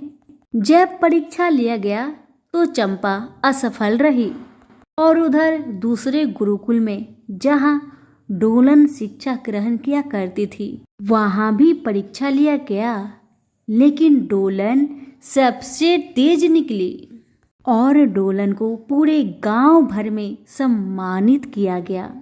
ये सुनकर छोटी रानी बहुत जलने लगी। उसने मन में सोचा, मैंने डोलन को साधारण गुरुकुल में शिक्षा लेने के लिए दाखिला करवाया और मेरी बिटिया को राजा महाराजा के बच्चे जहाँ शिक्षा ग्रहण करते हैं वहाँ दाखिला कराया, फिर भी मेरी बिटिया असफल रही। अब तो छोटी रानी बहुत क्रोधित हुई और उसने महाराज से कहकर दोनों बिटिया को गुरुकुल जाने से मना कर दिया। अब दोनों बिटिया घर में रहने लगी। एक दिन छोटी रानी महाराज से कहने लगी, महाराज, अब हमारी बिटिया बड़ी हो चुकी है, इन दोनों का विवाह कर दीजिए, लेकिन ध्यान दीजिएगा मेरी बिटिया का शादी यानी चंपा का शादी आप राजकुमार से कीजिएगा और डोलन का विवाह एक गरीब की झोपड़ी में कीजिएगा। अब तो राजा वैसा ही करते हैं, क्योंकि राजा तो बड़ी रानी को मानते ही नहीं थे, सिर्फ छोटी रानी की बातें ही सुनते थे और उनके ही पास रहा करते थे। राजा तो बड़ी रानी के पास जाते भी नहीं थे और बड़ी रानी भी कभी कुछ नहीं कही। जैसा महाराज करते हैं और जैसा भी उनकी बहन यानी कि छोटी रानी करती है, वह कभी बीच में टोकती भी नहीं थी। अब तो छोटी रानी के कहे अनुसार राजा ने एक किसान के बेटे, जिसका इस दुनिया में कोई भी नहीं था, जो अकेले ही झोपड़ी में रहा करता था, उस लड़के से अपनी बिटिया डोलन का विवाह करवा देते हैं। ये देखकर बेचारी बड़ी रानी बहुत दुखी हुई, मगर क्या कर सकती थी। बेचारी भगवान से प्रार्थना करने लगी, हे भगवान, मेरी बिटिया का रक्षा करे। और उधर छोटी रानी की बिटिया चंपा का विवाह एक राजकुमार से करवा दिया गया। छोटी रानी की बिटिया चंपा बहुत ही खुशी से अपना जीवन व्यतीत कर रही थी और उधर डोलन एक गरीब किसान के बेटे के घर पत्नी बनकर बहुत दुखी से जीवन व्यतीत कर रही थी। डोलन को तो कभी भोजन मिलता, कभी भोजन नहीं मिलता था। बेचारी डोलन बहुत कष्ट से जीवन व्यतीत कर रही थी। महाराज को कभी डोलन की याद नहीं आई कि बिटिया का शादी इतना गरीब परिवार में किया गया है, जिसका कोई भी नहीं। कभी देखकर आऊं, ऐसा उन्होंने कभी भी नहीं किया। बेटी दुख में है या सुख में, उन्होंने जानना जरूरी नहीं समझा। वो तो सिर्फ चंपा का ही ख्याल रखा करते थे कि मेरी बिटिया चंपा कैसी है। ऐसे ही दिन बीतते गए। डोलन अपना जीवन दुख से बिता रही थी। समय बीतने के साथ साथ डोलन के 2 बच्चे होते हैं, एक लड़का और एक लड़की। और उधर ठीक चंपा का भी वैसा ही हुआ, उसका भी जुड़वा बच्चा हुआ, एक लड़का और एक लड़की। चंपा के महल में तो सभी लोग बहुत खुश हुए और इधर डोलन का भी पति बहुत खुश हुआ, मगर उसे चिंता सताने लगी कि हमें तो भोजन मिलता ही नहीं है। कभी खाते हैं, कभी उपवासी सो जाते हैं, लेकिन बच्चे का पेट तो भरना होगा। ये सोचकर दोनों पति पत्नी थोड़ा दुखी हुए, लेकिन बच्चे का तो पेट पालना ही होगा, चाहे जैसे भी। अब तो डोलन का खर्चा बढ़ गया। जैसे तैसे नमक रोटी, नमक चावल खाकर वो लोग अपने जीवन बिताने लगे। बच्चे भी धीरे धीरे करके बड़े होने लगे। जब बच्चे 7 वर्ष के हो गए तो अपनी माँ से कहने लगे, माँ, ओ माँ, मैं देखता हूँ कि बाहर के आस पड़ोस के बच्चे कितने अच्छे अच्छे कपड़े पहनते हैं और कितने अच्छे अच्छे खाना भी खाते हैं। हमें तो खाना भी नहीं मिलता। अच्छा की बात छोड़िए माँ, हम लोग का कपड़ा देखिए, फटा फटा कपड़ा है। ऐसा क्यों माँ, बतलाइए। अपने बच्चे की बात सुनकर माँ कहने लगी, बच्चों, तुम्हारे पिताजी का आमदनी बहुत कम है। जितना आमदनी है उसी में तो हमें हिसाब से खर्चा करना पड़ेगा, घर संसार को देखना पड़ेगा। पता नहीं किस पाप की सजा हमें भगवान दे रहे हैं। इतना सुनकर बच्चे उदास मन लिए अपने घर के अंदर चले जाते हैं। तभी पड़ोस की एक चाची आई और डोलन से कहने लगी, डोलन, ओ डोलन, जितिया का व्रत आ रहा है, तुम नहीं करोगी? चाची की बात सुनकर डोलन कहने लगी, हाँ चाची, हाँ, मैं जितिया की व्रत जरूर करूँगी। मैंने जितिया व्रत के बारे में बहुत सुना है। मैं भी जितिया का व्रत करूँगी, अपने बच्चों के सलामती के लिए करूँगी, उनकी इच्छाओं को पूरा करने के लिए जीवित भगवान का व्रत करूँगी। बस चाची, आप मुझे जितिया व्रत की विधि बतला दीजिएगा और जब होगा व्रत मुझे एक दिन पहले बता दीजिएगा। चाची ने कहा, ठीक है डोलन, मैं जरूर जितिया व्रत जब आने वाला होगा उसके 2 दिन पहले मैं तुम्हें बता दूंगी। अब ऐसे ही दिन बीतने लगे। जितिया का व्रत नजदीक आ गया तो फिर से वह चाची डोलन की झोपड़ी के पास आती है और डोलन को पुकारती है, डोलन, ओ डोलन। चाची की आवाज़ सुन डोलन झोपड़ी से बाहर आती है और कहती है, क्या हुआ चाची, क्या बात है? तब चाची कहने लगी, डोलन, परसों जितिया का व्रत है, तुम नहीं करेगी? डोलन कहने लगी, हाँ चाची करूँगी। अच्छा हुआ कि आप मुझे याद दिला दी। मेरे घर में इतने परेशानी चल रहे हैं कि मैं तो सब कुछ भूल ही जाती हूँ। मैं जितिया का व्रत जरूर करूँगी। आपका बहुत बहुत धन्यवाद मुझे बताने के लिए। अब तो डोलन बहुत परेशानी में पड़ गई, ये सोचकर कि घर में तो पैसा है नहीं, कैसे अपने बच्चों का पालन पोषण करूं और कैसे मैं अपने जीवित भगवान को भोजन दूंगी, यही सोच रही थी। तभी डोलन ने विचार किया कि वह जंगल जाएगी और जंगल से ढेर सारा लकड़ी काट कर लाएगी और उसे बाजार में बेचेगी और जो पैसा मिलेगा उस पैसे से जीवित भगवान को भोजन देगी और थोड़ा सा भोजन अपने बच्चे के लिए रखेगी। इतना सोचकर डोलन अपने दोनों बच्चों से कहती है, बच्चों तुम दोनों घर के अंदर रहना, मैं थोड़ा जंगल में जा रही हूँ, लकड़ी काट कर लाऊंगी, उसे बाजार में बेचूंगी तो मुझे पैसा मिलेगा, उस पैसे से तुम लोगों के लिए अच्छा अच्छा भोजन लाऊंगी और मैं अपने जीवित भगवान को अच्छा अच्छा भोजन दूंगी। तुम लोग घर से बाहर मत निकलना, दरवाजा बंद करके रखना, जब तुम्हारे पापा बाहर से चले आएंगे तो दरवाजा खोल देना। इतना समझाकर डोलन जंगल की तरफ चल देती है। कुछ दूर आगे बढ़ने पर जब घना जंगल आने लगता है तो डोलन की मुलाकात एक गाय माता से होती है, जो कि गाय माता इंसान की भाषा बोल रही थी। वह डोलन से कह रही थी, डोलन, ए डोलन, तुम कहाँ जा रही हो? तब डोलन गाय माता से कहने लगी, गाय माता, मैं जंगल में जा रही हूँ, परसों जितिया का व्रत है ना माँ, इसलिए मैं लकड़ी काटने जा रही हूँ। लकड़ी काट कर लाऊंगी, उसे बेचूंगी, 2 पैसा आएगा, उससे मैं जीवित भगवान को भोजन दूंगी और अपने बच्चे के लिए भोजन बनाऊंगी। मेरा जीवन बहुत ही कष्ट से चल रहा है माँ, मैं बहुत परेशान हूँ, बस इसीलिए जंगल में आई हूँ। डोलन की बातें सुन गाय माता कहने लगी, डोलन, मेरा पेट में दर्द हो रहा है, क्या मेरा पेट थोड़ी देर के लिए दबा दोगी? तब डोलन कहने लगी, क्यों नहीं माँ, जरूर, मैं आपका पेट जरूर दबाऊंगी।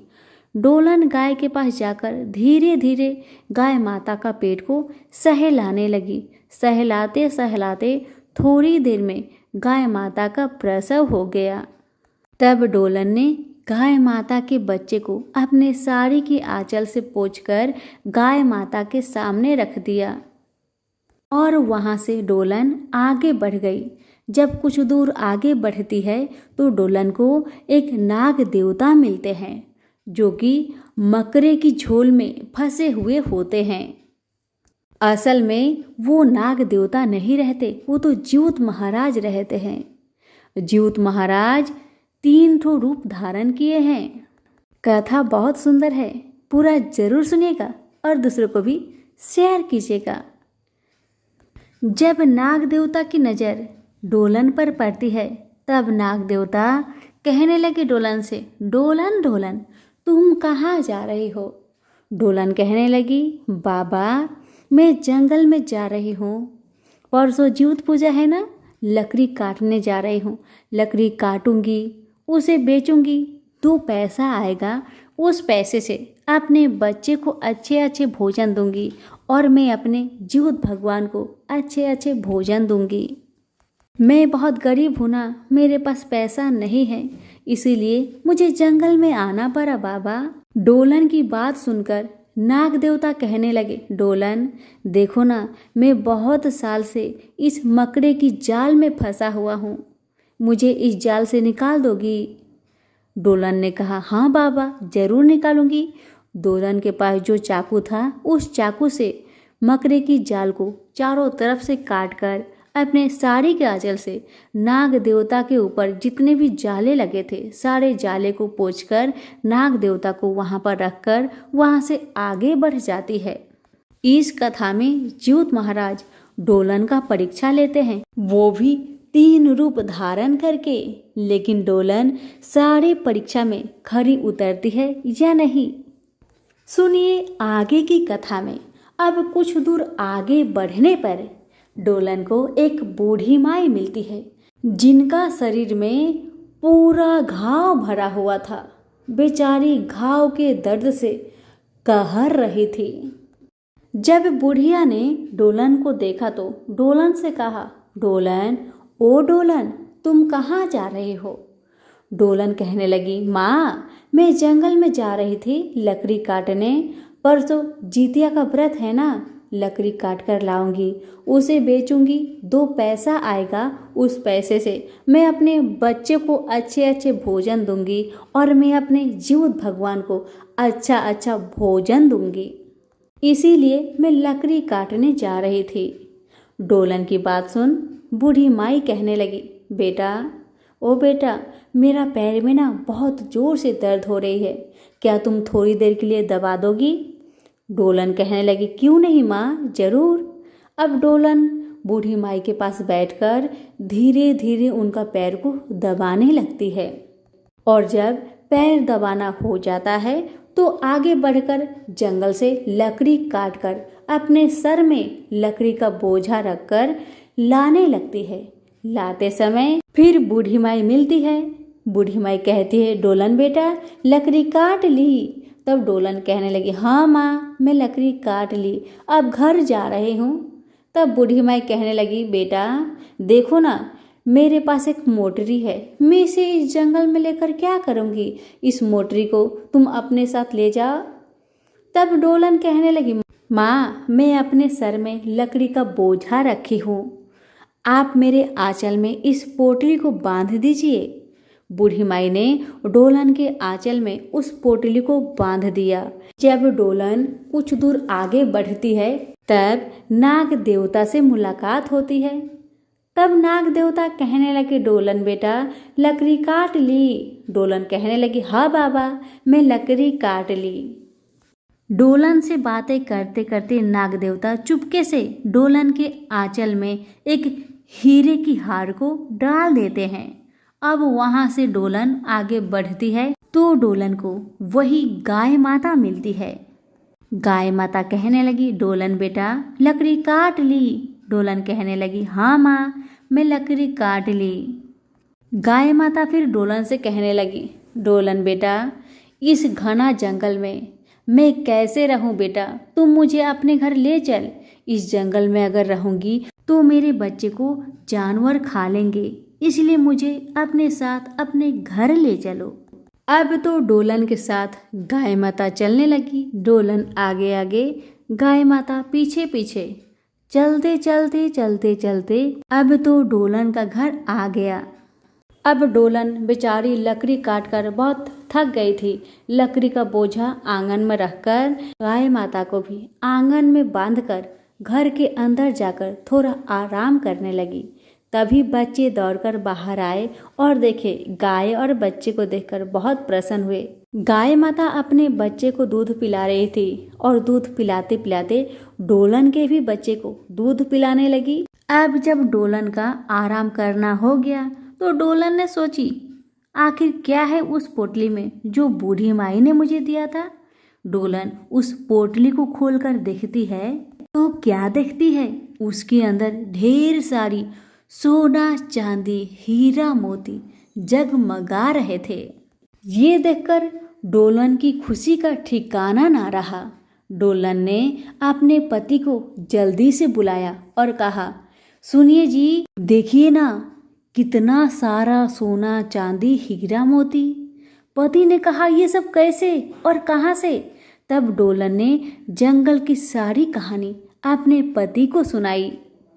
तब पति और पत्नी को ये समझते देर नहीं लगती कि ये सब च्युत भगवान का ही आशीर्वाद है।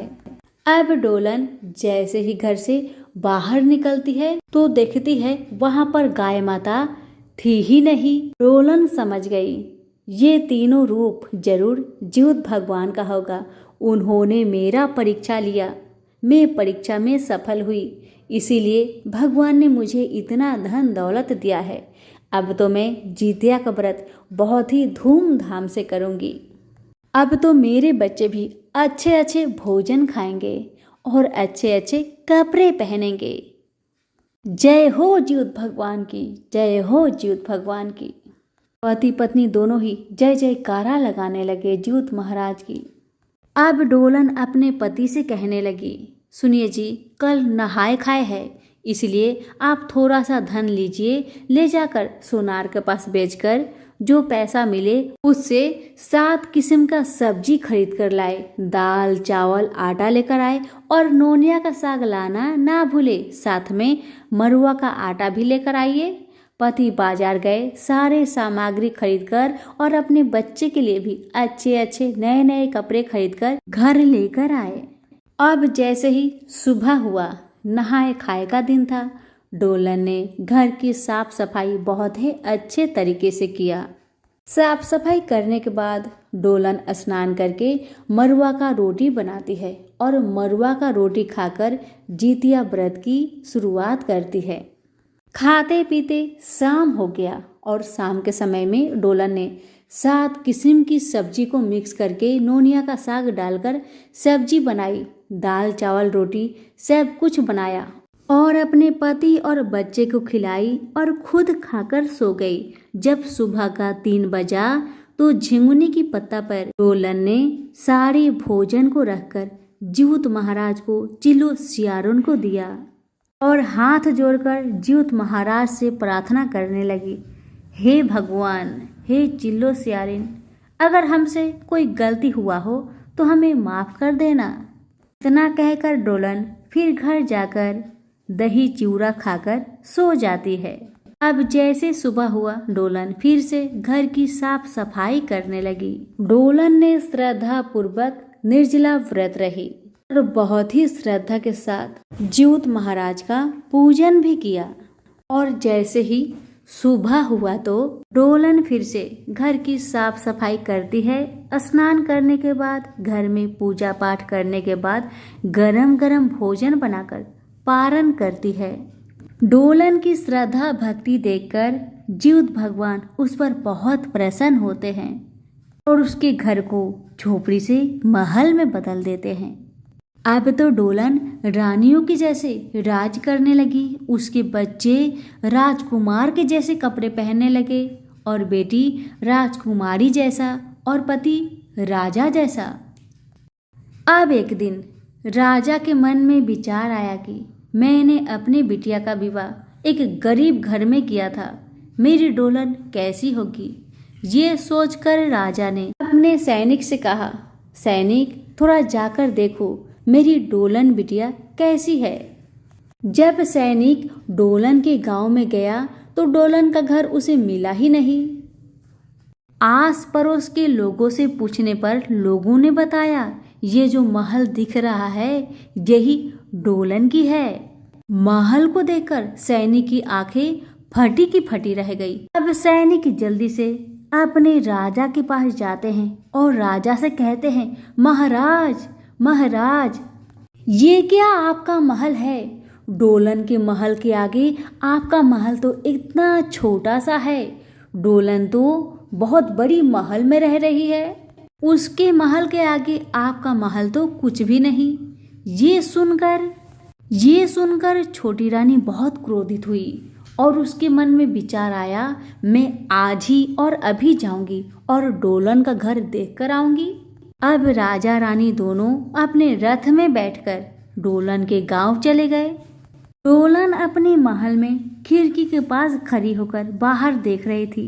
तभी अचानक उसकी नजर अपने पिता और छोटी मम्मी पर पड़ती है। ये देखकर डोलन बहुत खुश होती है और जल्दी से नीचे उतर कर आती है और अपने मम्मी पिता को महल के अंदर ले जाती है। बहुत आदर सम्मान करती है, बहुत प्रकार के भोजन बनाकर खिलाती है। तभी छोटी रानी डोलन से कहने लगी, डोलन, अचानक तुम्हारा झोपड़ी रातों रात महल में कैसे बदल गया? ऐसा क्या हुआ तुम्हारे साथ? डोलन बेचारी अपनी मम्मी की जैसे ही सीधी साधी थी, इसलिए उसने अपनी छोटी मम्मी को सारी कहानी सुना दी कि उसने किस प्रकार कष्ट के मारे दुख के कारण से जंगल में लकड़ी काटने जाना पड़ा था और किस प्रकार से च्युत महाराज ने 3 रूप धारण करके मेरा परीक्षा लिया था। सारी कहानी छोटी मम्मी को सुना देती है। छोटी रानी भी मन में ठान लेती है कि अपनी बेटी चंपा को जितिया व्रत करने के लिए कहेगी। सारा कहानी जानने के बाद छोटी रानी महाराज से कहती है, महाराज अब चलिए यहाँ से।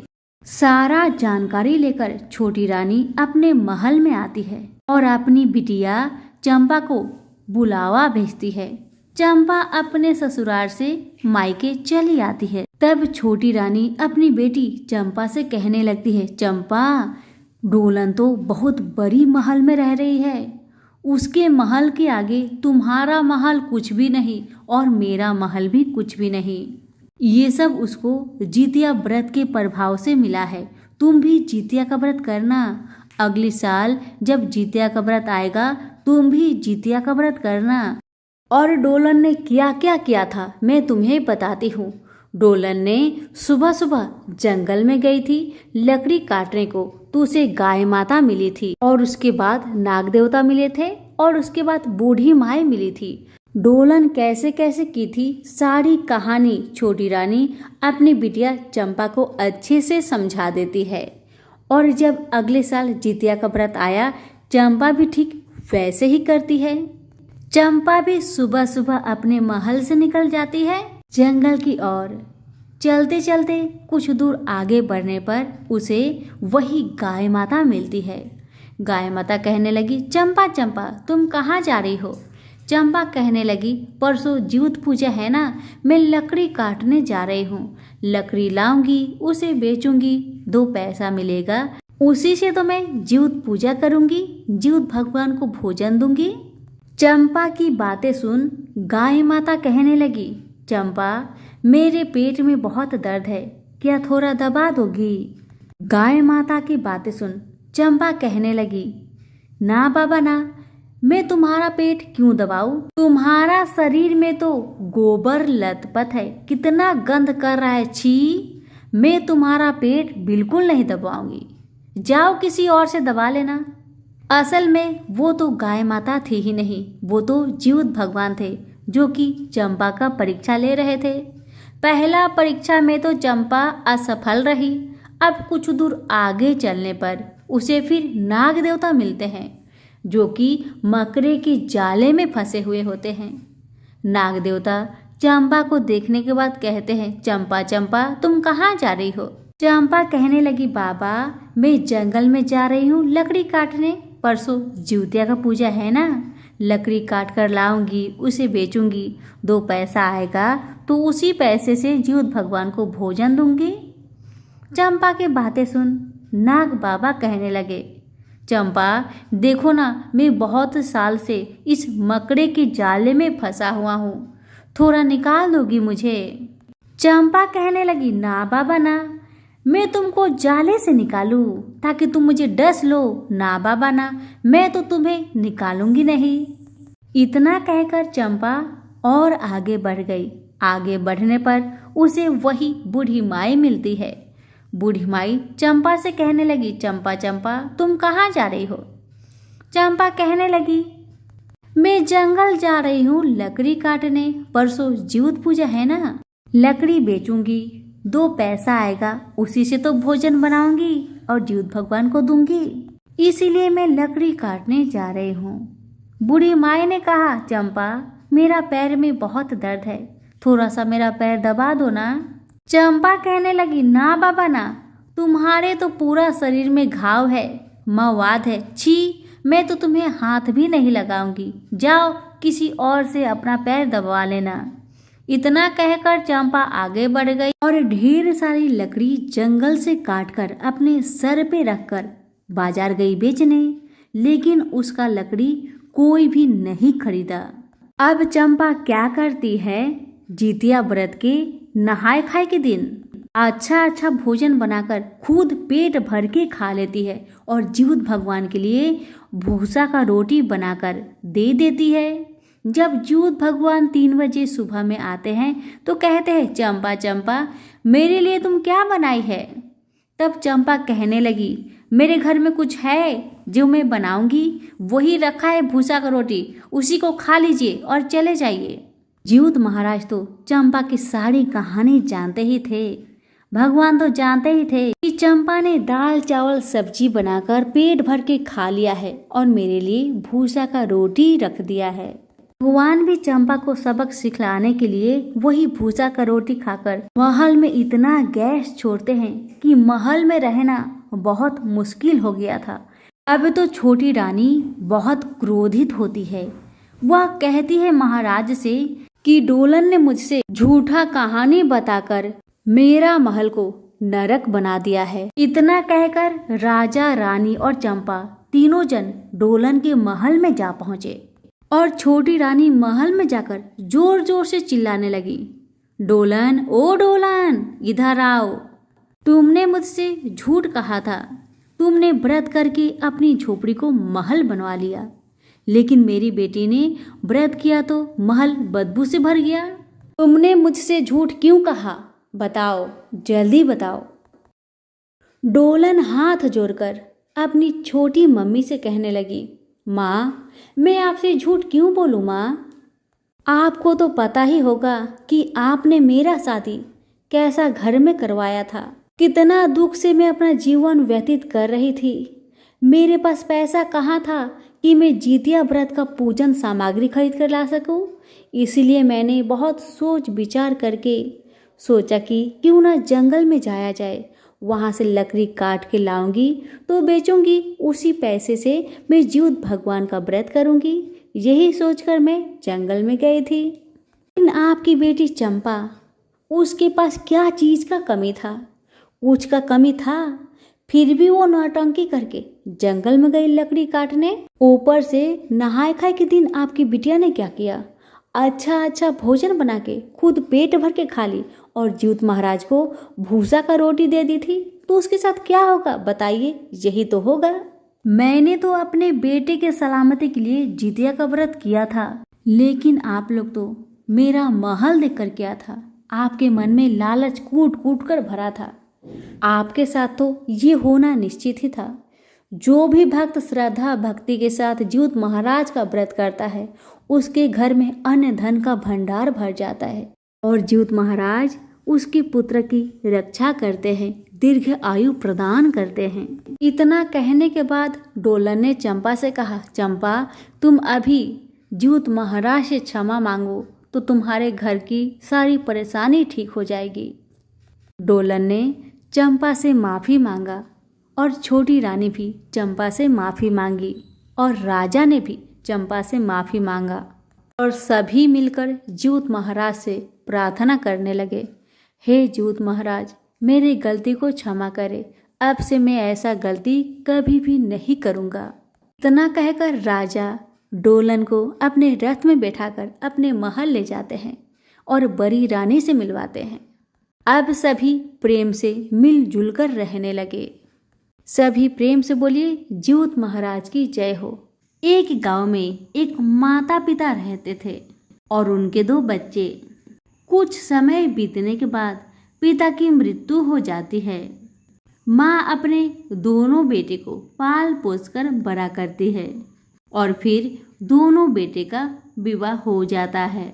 बहू जैसे घर आती है, अपनी सासू माँ की खूब सेवा जतन करने लगती है।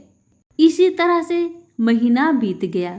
1 महीने के बाद दोनों बेटे ने कहा, माँ मैं बाहर जाता हूँ, यहाँ का आमदनी थोड़ा कम है, बाहर हम दोनों भाई जाएंगे कमाएंगे, जब अच्छा खासा पैसा इकट्ठा हो जाएगा तो हम धन लेकर वापस घर में चले आएंगे। दोनों बेटा ने अपनी पत्नी से कहा, सुनो, हम लोग बाहर जा रहे हैं, तुम लोग अच्छा से रहना, माँ का देखभाल अच्छा से करना, खाना पीना टाइम से देते रहना। दोनों पत्नी ने कहा, ठीक है, आप चिंता ना करें, हम लोग अपनी सासू माँ का अच्छे से ख्याल रखेंगे। इतना कहकर दोनों बेटा निकल पड़े। अब जैसे ही बेटा विदेश चले जाते हैं और वैसे ही दोनों बहुएं बदल जाती है। अपनी सासू माँ का ना देख रेख करती है और ना खाना पीना देती है। एक दिन भी सासू माँ पेट भरकर भोजन ना खा सकी। दोनों बहुएं मिलकर सासू माँ को बहुत दुख देते। बिन खाए सासू माँ का तबीयत बहुत खराब हो गया और एक दिन उनकी तो मृत्यु हो जाती है। अब जब बेटा को ये समाचार मिलता है कि उनकी माता का मृत्यु हो गया है, तो दोनों बेटा जल्दी से अपनी माँ के पास चले आते हैं। ये देखकर दोनों पत्नियां अपने अपने पति से कहती है, क्या अपनी माँ को जलाएंगे, कहीं नदी नाले में फेंक दीजिए, फालतू में पैसा खर्च होगा, दान वान कुछ भी नहीं करना है, जाके नदी या नाले में फेंक दीजिए। दोनों बेटा ऐसा ही किए, अपनी पत्नी की बातों में आ गए और अपनी माँ का लाश लेकर नदी में फेंक देते हैं।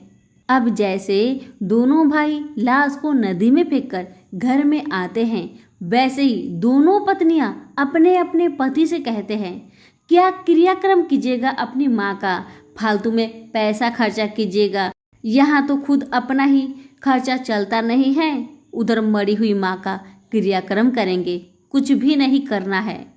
अब दोनों पति बात मान लेते हैं, माता का क्रियाक्रम नहीं करते हैं। अब तो माता का क्रियाक्रम हुआ ही नहीं, लाश को नदी में फेंक दिया गया। अब तो माता की आत्मा जहाँ तहाँ भटक रही है। अब तो उस आत्मा को न पानी मिल रही है और न शांति। इसी तरह से समय बीतते गया, माता का प्राण भटकते रहा। बेटा क्रियाक्रम नहीं किया, 1 साल तक हो गया और कुछ दिनों के बाद ही जिउतिया का व्रत आता है। और जब जिउतिया का व्रत आता है तो बहुत सारी महिला जो व्रत रहती हैं, वह सुबह 3 बजे कोई छत पर भोजन देती है, कोई टीना का ऊपर भोजन देता है। जब सब कोई भोजन देकर चला जाता है तो जिउत भगवान सभी के घर में घूमने फिरने आते हैं, भोजन करने आते हैं। इसी तरह से जिउत भगवान इधर उधर घूम रहे थे, तभी अचानक उन्हें दिखाई दिया एक घर के टीना के ऊपर में बहुत बड़ा बड़ा झुंगनी का पत्ता लगा हुआ है। झुंगनी का पौधा था, उसका पत्ता उस टीना के ऊपर में बहुत सारा फैला हुआ था और उसी टीना पर एक माता ने झुंगनी का सब्जी और रोटी रखी थी जिउत भगवान के लिए।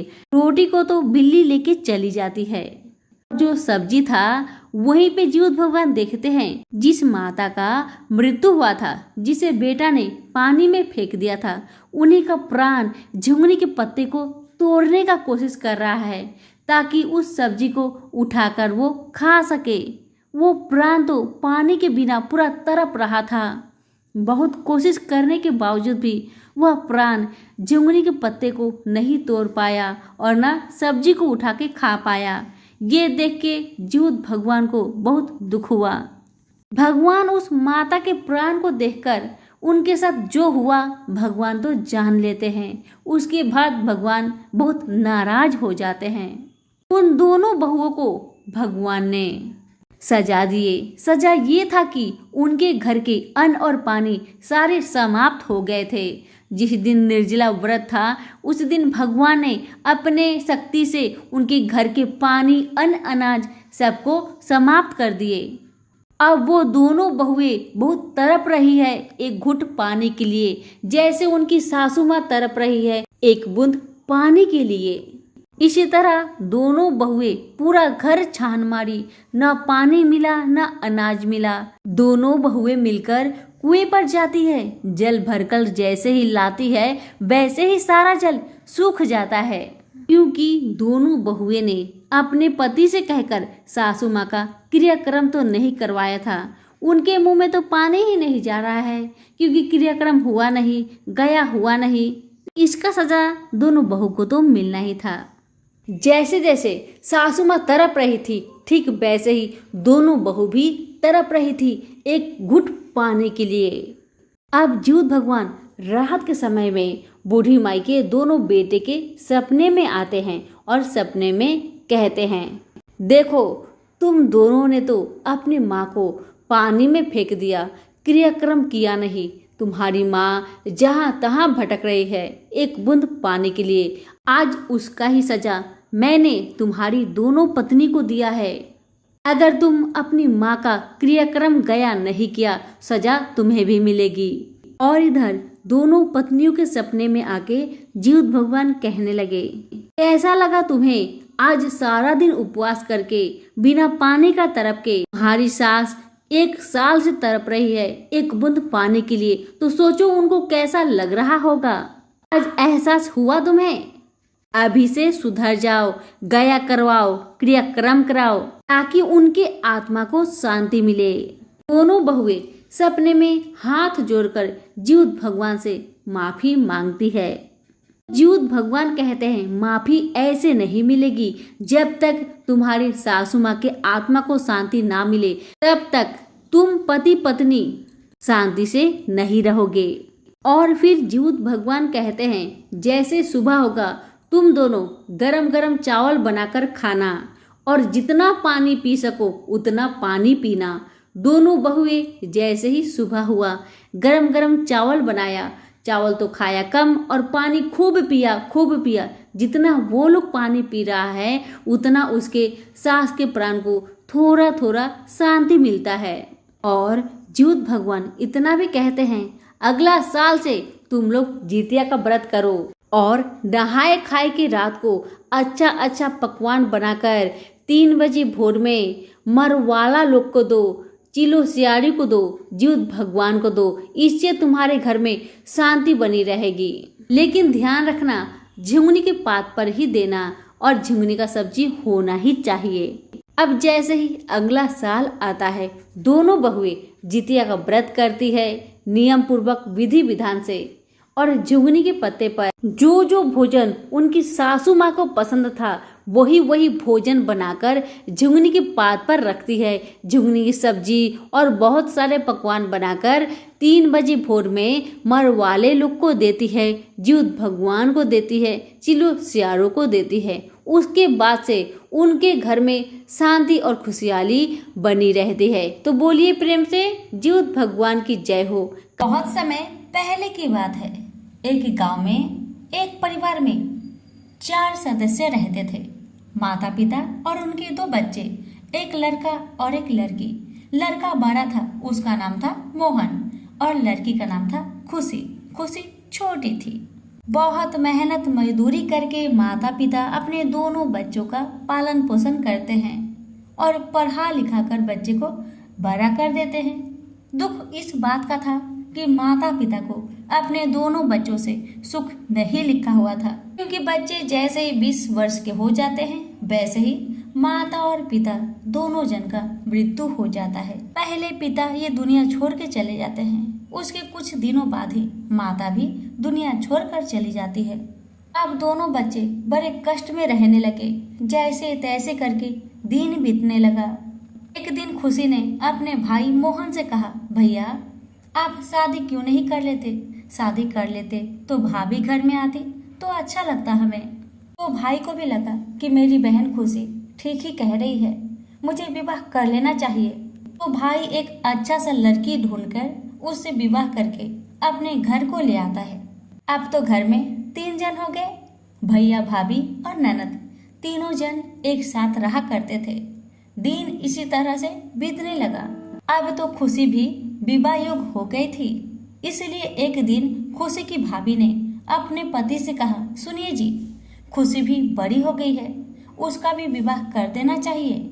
तो मोहन कहा, हाँ तुम ठीक कह रही हो, मेरी बहन का भी विवाह का उम्र हो ही गया है, मैं भी एक अच्छा घर बर देखकर अपनी बहन का विवाह कर देता हूँ। तो मोहन की पत्नी कहने लगी, आप मूर्ख हैं क्या? ऐसे ही आपकी आमदनी इतना कम है और आप अच्छा घर पर ढूंढेंगे तो सारा धन दौलत उसे ही दान में देना पड़ेगा, इसलिए ऐसा गलती से भी ना करिएगा। आप ऐसा करें कि अपनी बहन का विवाह एक गरीब घर के झोपड़ी में कर दीजिए, जिससे आपको ना दहेज देना पड़ेगा और ना ही विवाह धूमधाम से करना पड़ेगा। इससे आपका धन भी बच जाएगा और आगे के जीवन हम लोग खुशी से व्यतीत करेंगे। मोहन भी अपनी पत्नी की बातों में आ गया। उसने भी सोचा, शायद मेरी पत्नी सही कह रही है। हमारा आमदनी भी कहाँ जाता है कि बहन का शादी हम अच्छे से कर दे। अगर अच्छा घर में ढूंढने जाऊं तो दहेज भी तो अच्छा देना पड़ेगा। मेरी पत्नी सही कह रही है। अब जैसे ही अगली सुबह हुआ, मोहन बर की खोज में निकल पड़ा। बहुत ढूंढते ढूंढते उसे एक गांव मिला। उस गांव में एक किसान माटी कोड़ रहा था।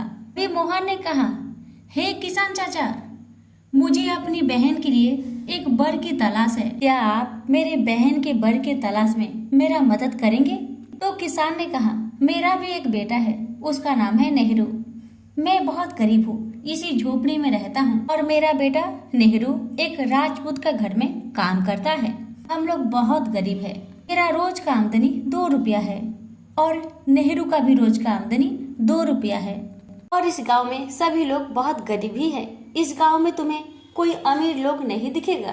तो मोहन कहने लगा, हमें अमीर लोग की तलाश नहीं, मुझे तो आपका बेटा नेहरू को देखना था। तभी किसान ने अपने बेटा नेहरू को बुलाया और मोहन को नेहरू अच्छा लग गया। उसने किसान से कहा, मुझे तो लड़का पसंद है। और मोहन ने भी अपनी जेब में खुशी का तस्वीर रखा था।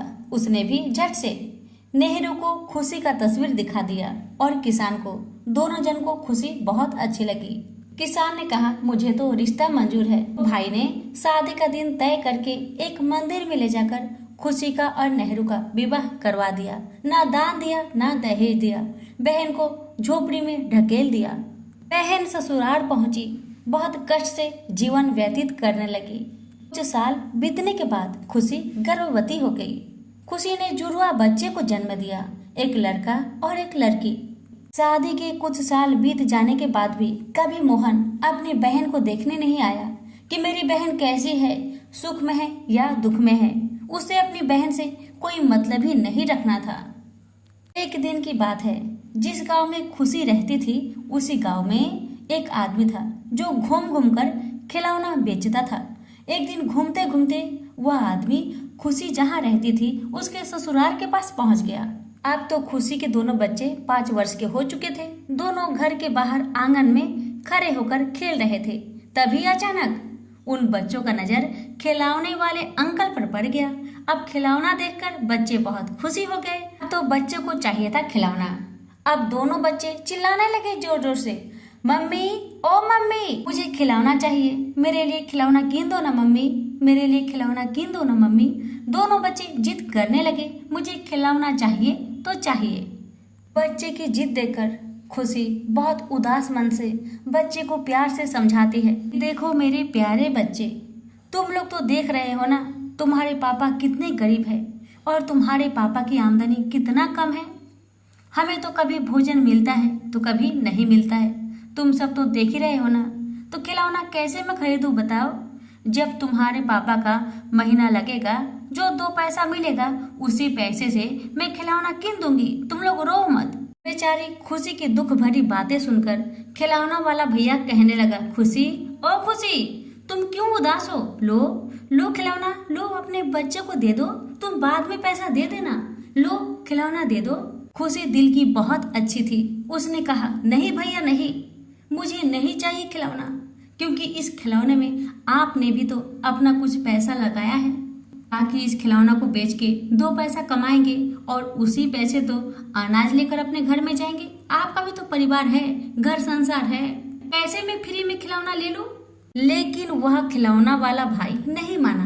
2 खिलौना लेकर दोनों बच्चे के हाथों में थमा दिया और खुशी से कहने लगा, खुशी बहन, तुम चिंता मत करो, जब तुम्हारे पास 2 पैसे हाथ में आएंगे तब मुझे दे देना। कोई बात नहीं बहन, कोई बात नहीं। इतना बातें होने के बाद फिर खिलौने वाले भैया कहते हैं, खुशी, तुम्हारा भाई शादी के बाद तुमसे मिलने कभी आए कि नहीं बताओ। तो खुशी कहने लगी, नहीं भैया नहीं, मेरा भैया तो मुझे झोपड़ी में ढकेल दिया। मैं सुख से हूँ या दुख से हूँ उनको तो कोई मतलब ही नहीं है। अगर उनको मेरे सुख दुख से मतलब होता तो कभी मुझे इस झोपड़ी में ढकेलते नहीं। मैं तो बहुत दुख से दिन व्यतीत कर रही हूँ। भैया ने तो अपना माथा से बोझा को उतार दिया। बस कोई बात नहीं भैया, शायद मेरे भाग्य में यही लिखा हुआ था। इतना बात होने के बाद खिलौने वाले भैया वहाँ से अपने गांव को चले गए। अब जब दूसरा सुबह हुआ तो फिर खिलौने वाले भैया फिर खिलौना सर पे रख के वहाँ से निकल गए। जब रास्ते से जा रहे थे तभी उन्होंने देखा कि मोहन और उसकी पत्नी दोनों जन होटल में बैठकर अच्छे अच्छे भोजन खा रहे थे। उसी होटल में खिलौने वाले भैया भी चले गए और मोहन से कहने लगे, मोहन ओ मोहन, खुशी कैसी है? खुशी से मिला? तुम्हारा भतीजा भतीजी बड़े हो गए हैं, उनसे मिला कि नहीं? वो सुख से है या दुख से खबर लिया कि नहीं? खिलौने वाले भैया की बात सुनकर मोहन की पत्नी जल्दी से जवाब देती है, क्या करने जाएंगे मोहन, क्या करने जाएंगे? अपने बहन का आरती उतारने जाएंगे? हाँ बताइए, आरती उतारने जाएंगे? मोहन की पत्नी की कड़वी बातें सुनकर खिलौने वाले भाई को बहुत तकलीफ हुआ। उसने सर झुकाकर चुपचाप वहां से आगे बढ़ गए। खिलौने वाले भैया प्रतिदिन खुशी के गांव में जाया करते थे, खुशी को देखकर आया करते थे। खुशी का जीवन बहुत ही कष्ट में बीत रहा था। अब बच्चे भी धीरे धीरे बड़े हो रहे थे, अपनी माता का दुख को समझ रहे थे। एक दिन दोनों बच्चे मिलकर अपने माँ से कहने लगे, माँ ओ माँ, तुम क्यों उदास हो माँ? अब से हमारा दुख का दिन समाप्त हो गया माँ। हम लोग भी सुबह सुबह उठकर जंगल में जाएंगे और लकड़ी बीन कर लाएंगे और उसे हम बाजार में बेच देंगे। जो पैसा मिलेगा उसी से हम बढ़िया बढ़िया भोजन करेंगे माँ। ठीक है ना माँ? तुम चिंता मत करो, सब ठीक हो जाएगा माँ, तुम चिंता मत करो। अपने बच्चों की बातें सुन खुशी को लगने लगा, शायद मेरे दोनों बच्चे का पेट भर नहीं रहा है, इसीलिए मेरे बच्चे ऐसी बातें कर रहे हैं। तभी खुशी ने कहा, देखो बच्चों, तुम बहुत छोटे हो, तुम जंगल में कैसे जाओगे? तुम चिंता मत करो। अब से हर सुबह अपने घर का काम करके मैं चली जाऊंगी जंगल में और लकड़ी काट कर लाऊंगी और उसे बेचकर अच्छे अच्छे अनाज लाऊंगी और अच्छा अच्छा भोजन बनाकर तुम दोनों को खिलाऊंगी। तुम चिंता मत करो। अब तो खुशी हर सुबह जंगल में जाती और लकड़ी काटकर उसे बाजार में बेच आती। लकड़ी बेचने से खुशी को सिर्फ 1 रुपया मिलता था। खुशी का 1 रुपया, ससुर का 2 रुपया और नेहरू को जो मिलता था 2 रुपया, 5 रुपया मिलाकर घर खर्चा चलता था। इसी तरह से दिन बीतने लगा। एक दिन खुशी को जितिया व्रत के बारे में एक पड़ोसन ने बताया तो खुशी ने मन में ठान लिया कि मैं भी जितिया का व्रत करूंगी, अपने बच्चे के सलामती के लिए जितिया का व्रत जरूर करूंगी। लेकिन चिंता की बात यह थी कि 5 रुपया में बेचारी क्या क्या करेगी? अपने बच्चे को भोजन खिलाएगी या फिर जीवित भगवान को भोजन देगी? बहुत चिंता करने के बाद खुशी ने नेहरू से कहा, सुनिए जी, क्यों ना आप अपने मालिक को जाकर कहे कि हमें कुछ पैसा उधार दे, क्योंकि परसों जितिया का व्रत आ रहा है। मैं जितिया का व्रत करना चाहती हूँ, अपने बच्चे के सलामती के लिए, अपने परिवार की रक्षा के लिए मैं जितिया का व्रत करना चाहती हूँ।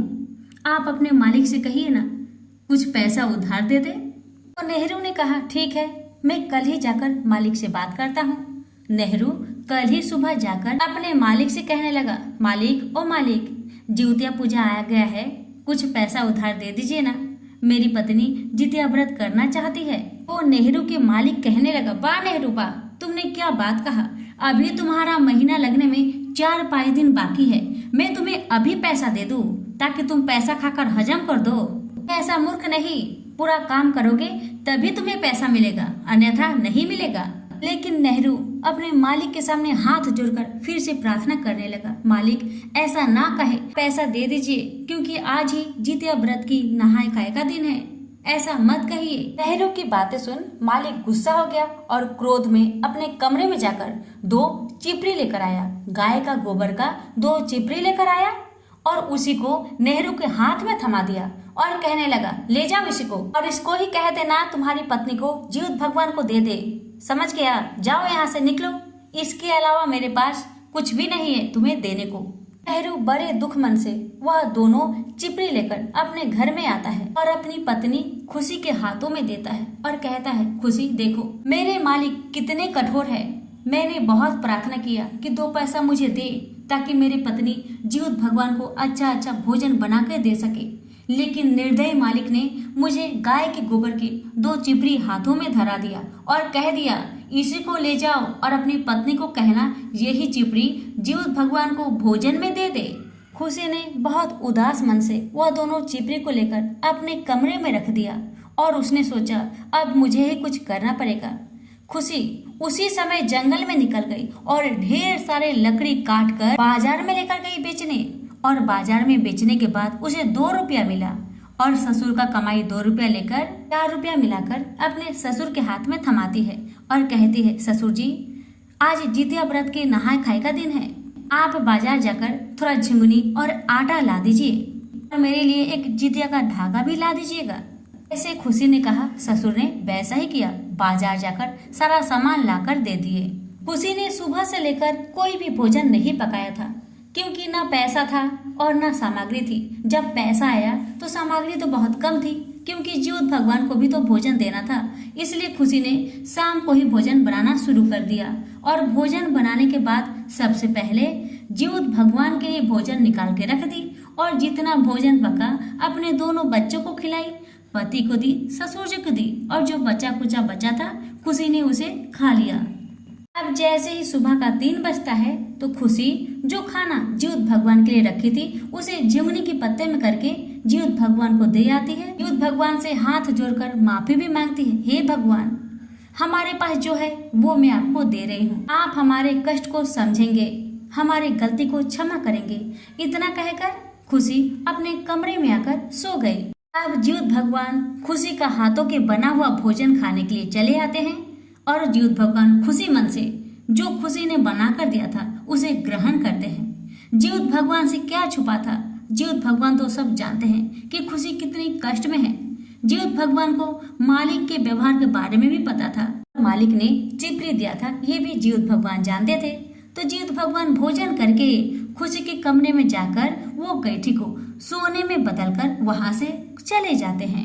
अब जब सुबह हुआ तो खुशी ने सोचा चलो सुबह तो हो गई है, अब थोड़ा घर के कामकाज कर लिया जाए।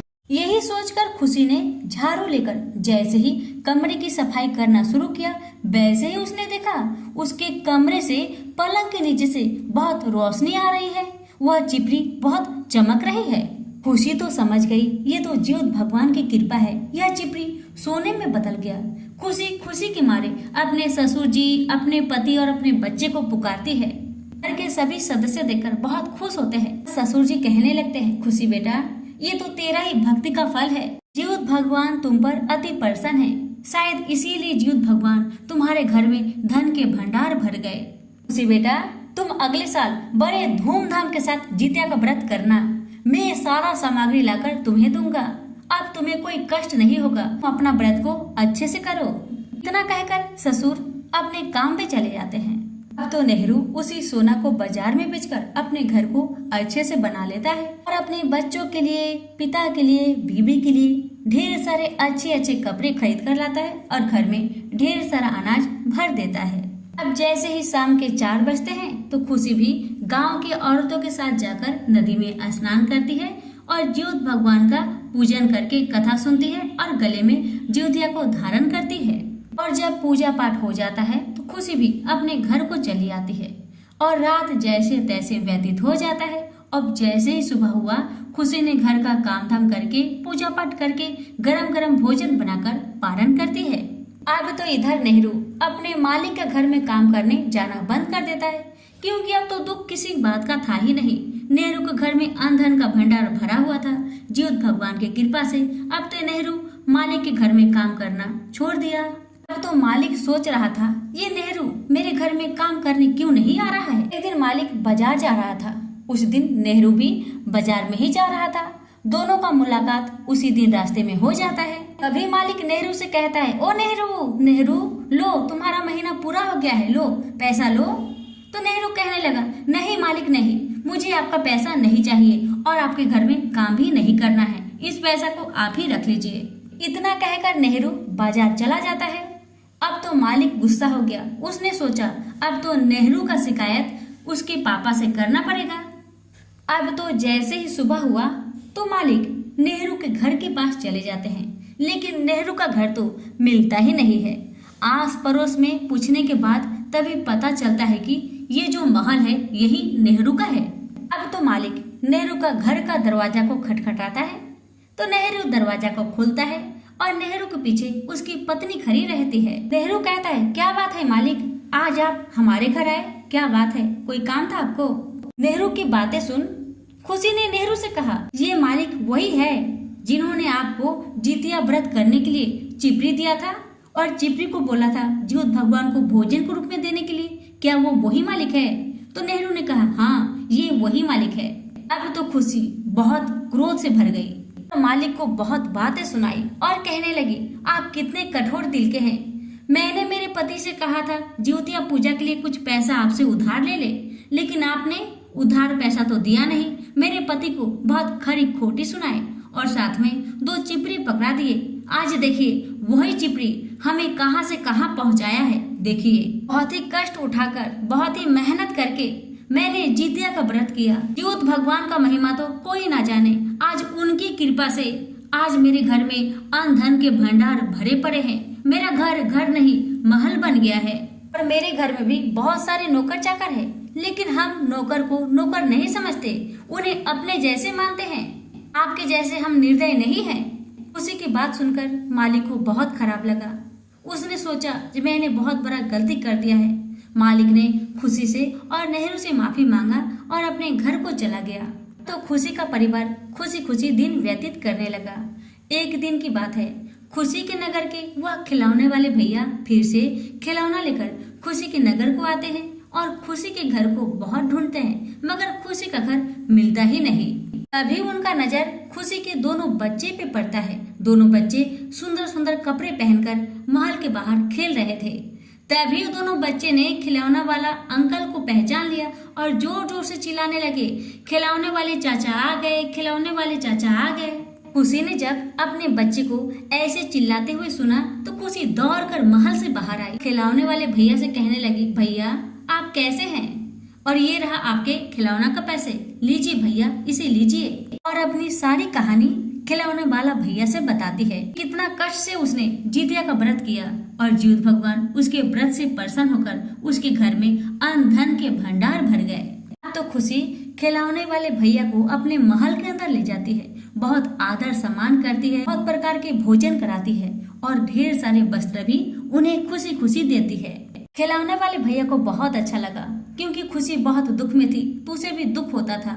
आज महल में देखकर उसे बहुत खुशी मिला और वह जल्दी से मोहन के पास गया और मोहन से कहने लगा, मोहन ओ मोहन जाओ जाकर देखो अपने बहन को, तुम्हारी बहन तो रानी का जीवन जी रही है, जाओ जाकर देखो कैसे तुमने उसे झोपड़ी में ढकेला था और कैसे वह रानी बन गई है, जाओ जाकर देखो। इतना कहकर खिलौना वाला भैया वहां से चले गए। तभी मोहन की पत्नी कहने लगी, ये खिलौना वाला भैया तो 1 महीने पहले ही कह रहे थे हमसे कि तुम्हारी बहन कितना दुख में जी रही है और 1 महीना बाद ही कैसे वो महल में रहने लगी। ये खिलौना वाला भैया झूठ कह रहे हैं कि सच कह रहे हैं, चलिए जाकर हम पता लगाते हैं। अब जैसे ही सुबह हुआ, मोहन और मोहन की पत्नी दोनों ही खुशी के गांव में पहुंच गए। गांव में पहुंचने के बाद उन्होंने देखा एक ही महल है उस गांव में जो बहुत सुंदर, बहुत विशाल और चमचम कर रहा था। अब दोनों को समझने में देर न लगी कि ये महल किसी और का नहीं, मेरी बहन खुशी का ही होगा। अभी महल के अंदर से खुशी की नजर अपने भाई और भाभी पे पड़ा। खुशी तो खुशी के मारे महल से बाहर निकलकर चली आई और अपने भाई भाभी से मिलकर बहुत खुश हुई। बस दुख इस बात का था खुशी को कि भाई ने झोपड़ी में शादी करने के बाद भी मुझे कभी देखने नहीं आया और आज जब मैं महलों में रह रही हूँ तो भाई भाभी दोनों ही मुझसे मिलने आए हैं, मुझे देखने आए हैं। बस ये बात का उसे बहुत दुख हुआ। तो फिर भी खुशी अपने दुख को भूलकर भैया भाभी को घर में ले जाती है, आदर सम्मान करा के भोजन करवाती है और जितिया व्रत की सारी कहानी बताती है कि कैसे वह आज इस महल में पहुंची है। तभी खुशी की भाभी खुशी के पैर पकड़कर रोने लगती है और कहने लगती है, हे खुशी मुझे माफ कर दो, मुझे माफ कर दो।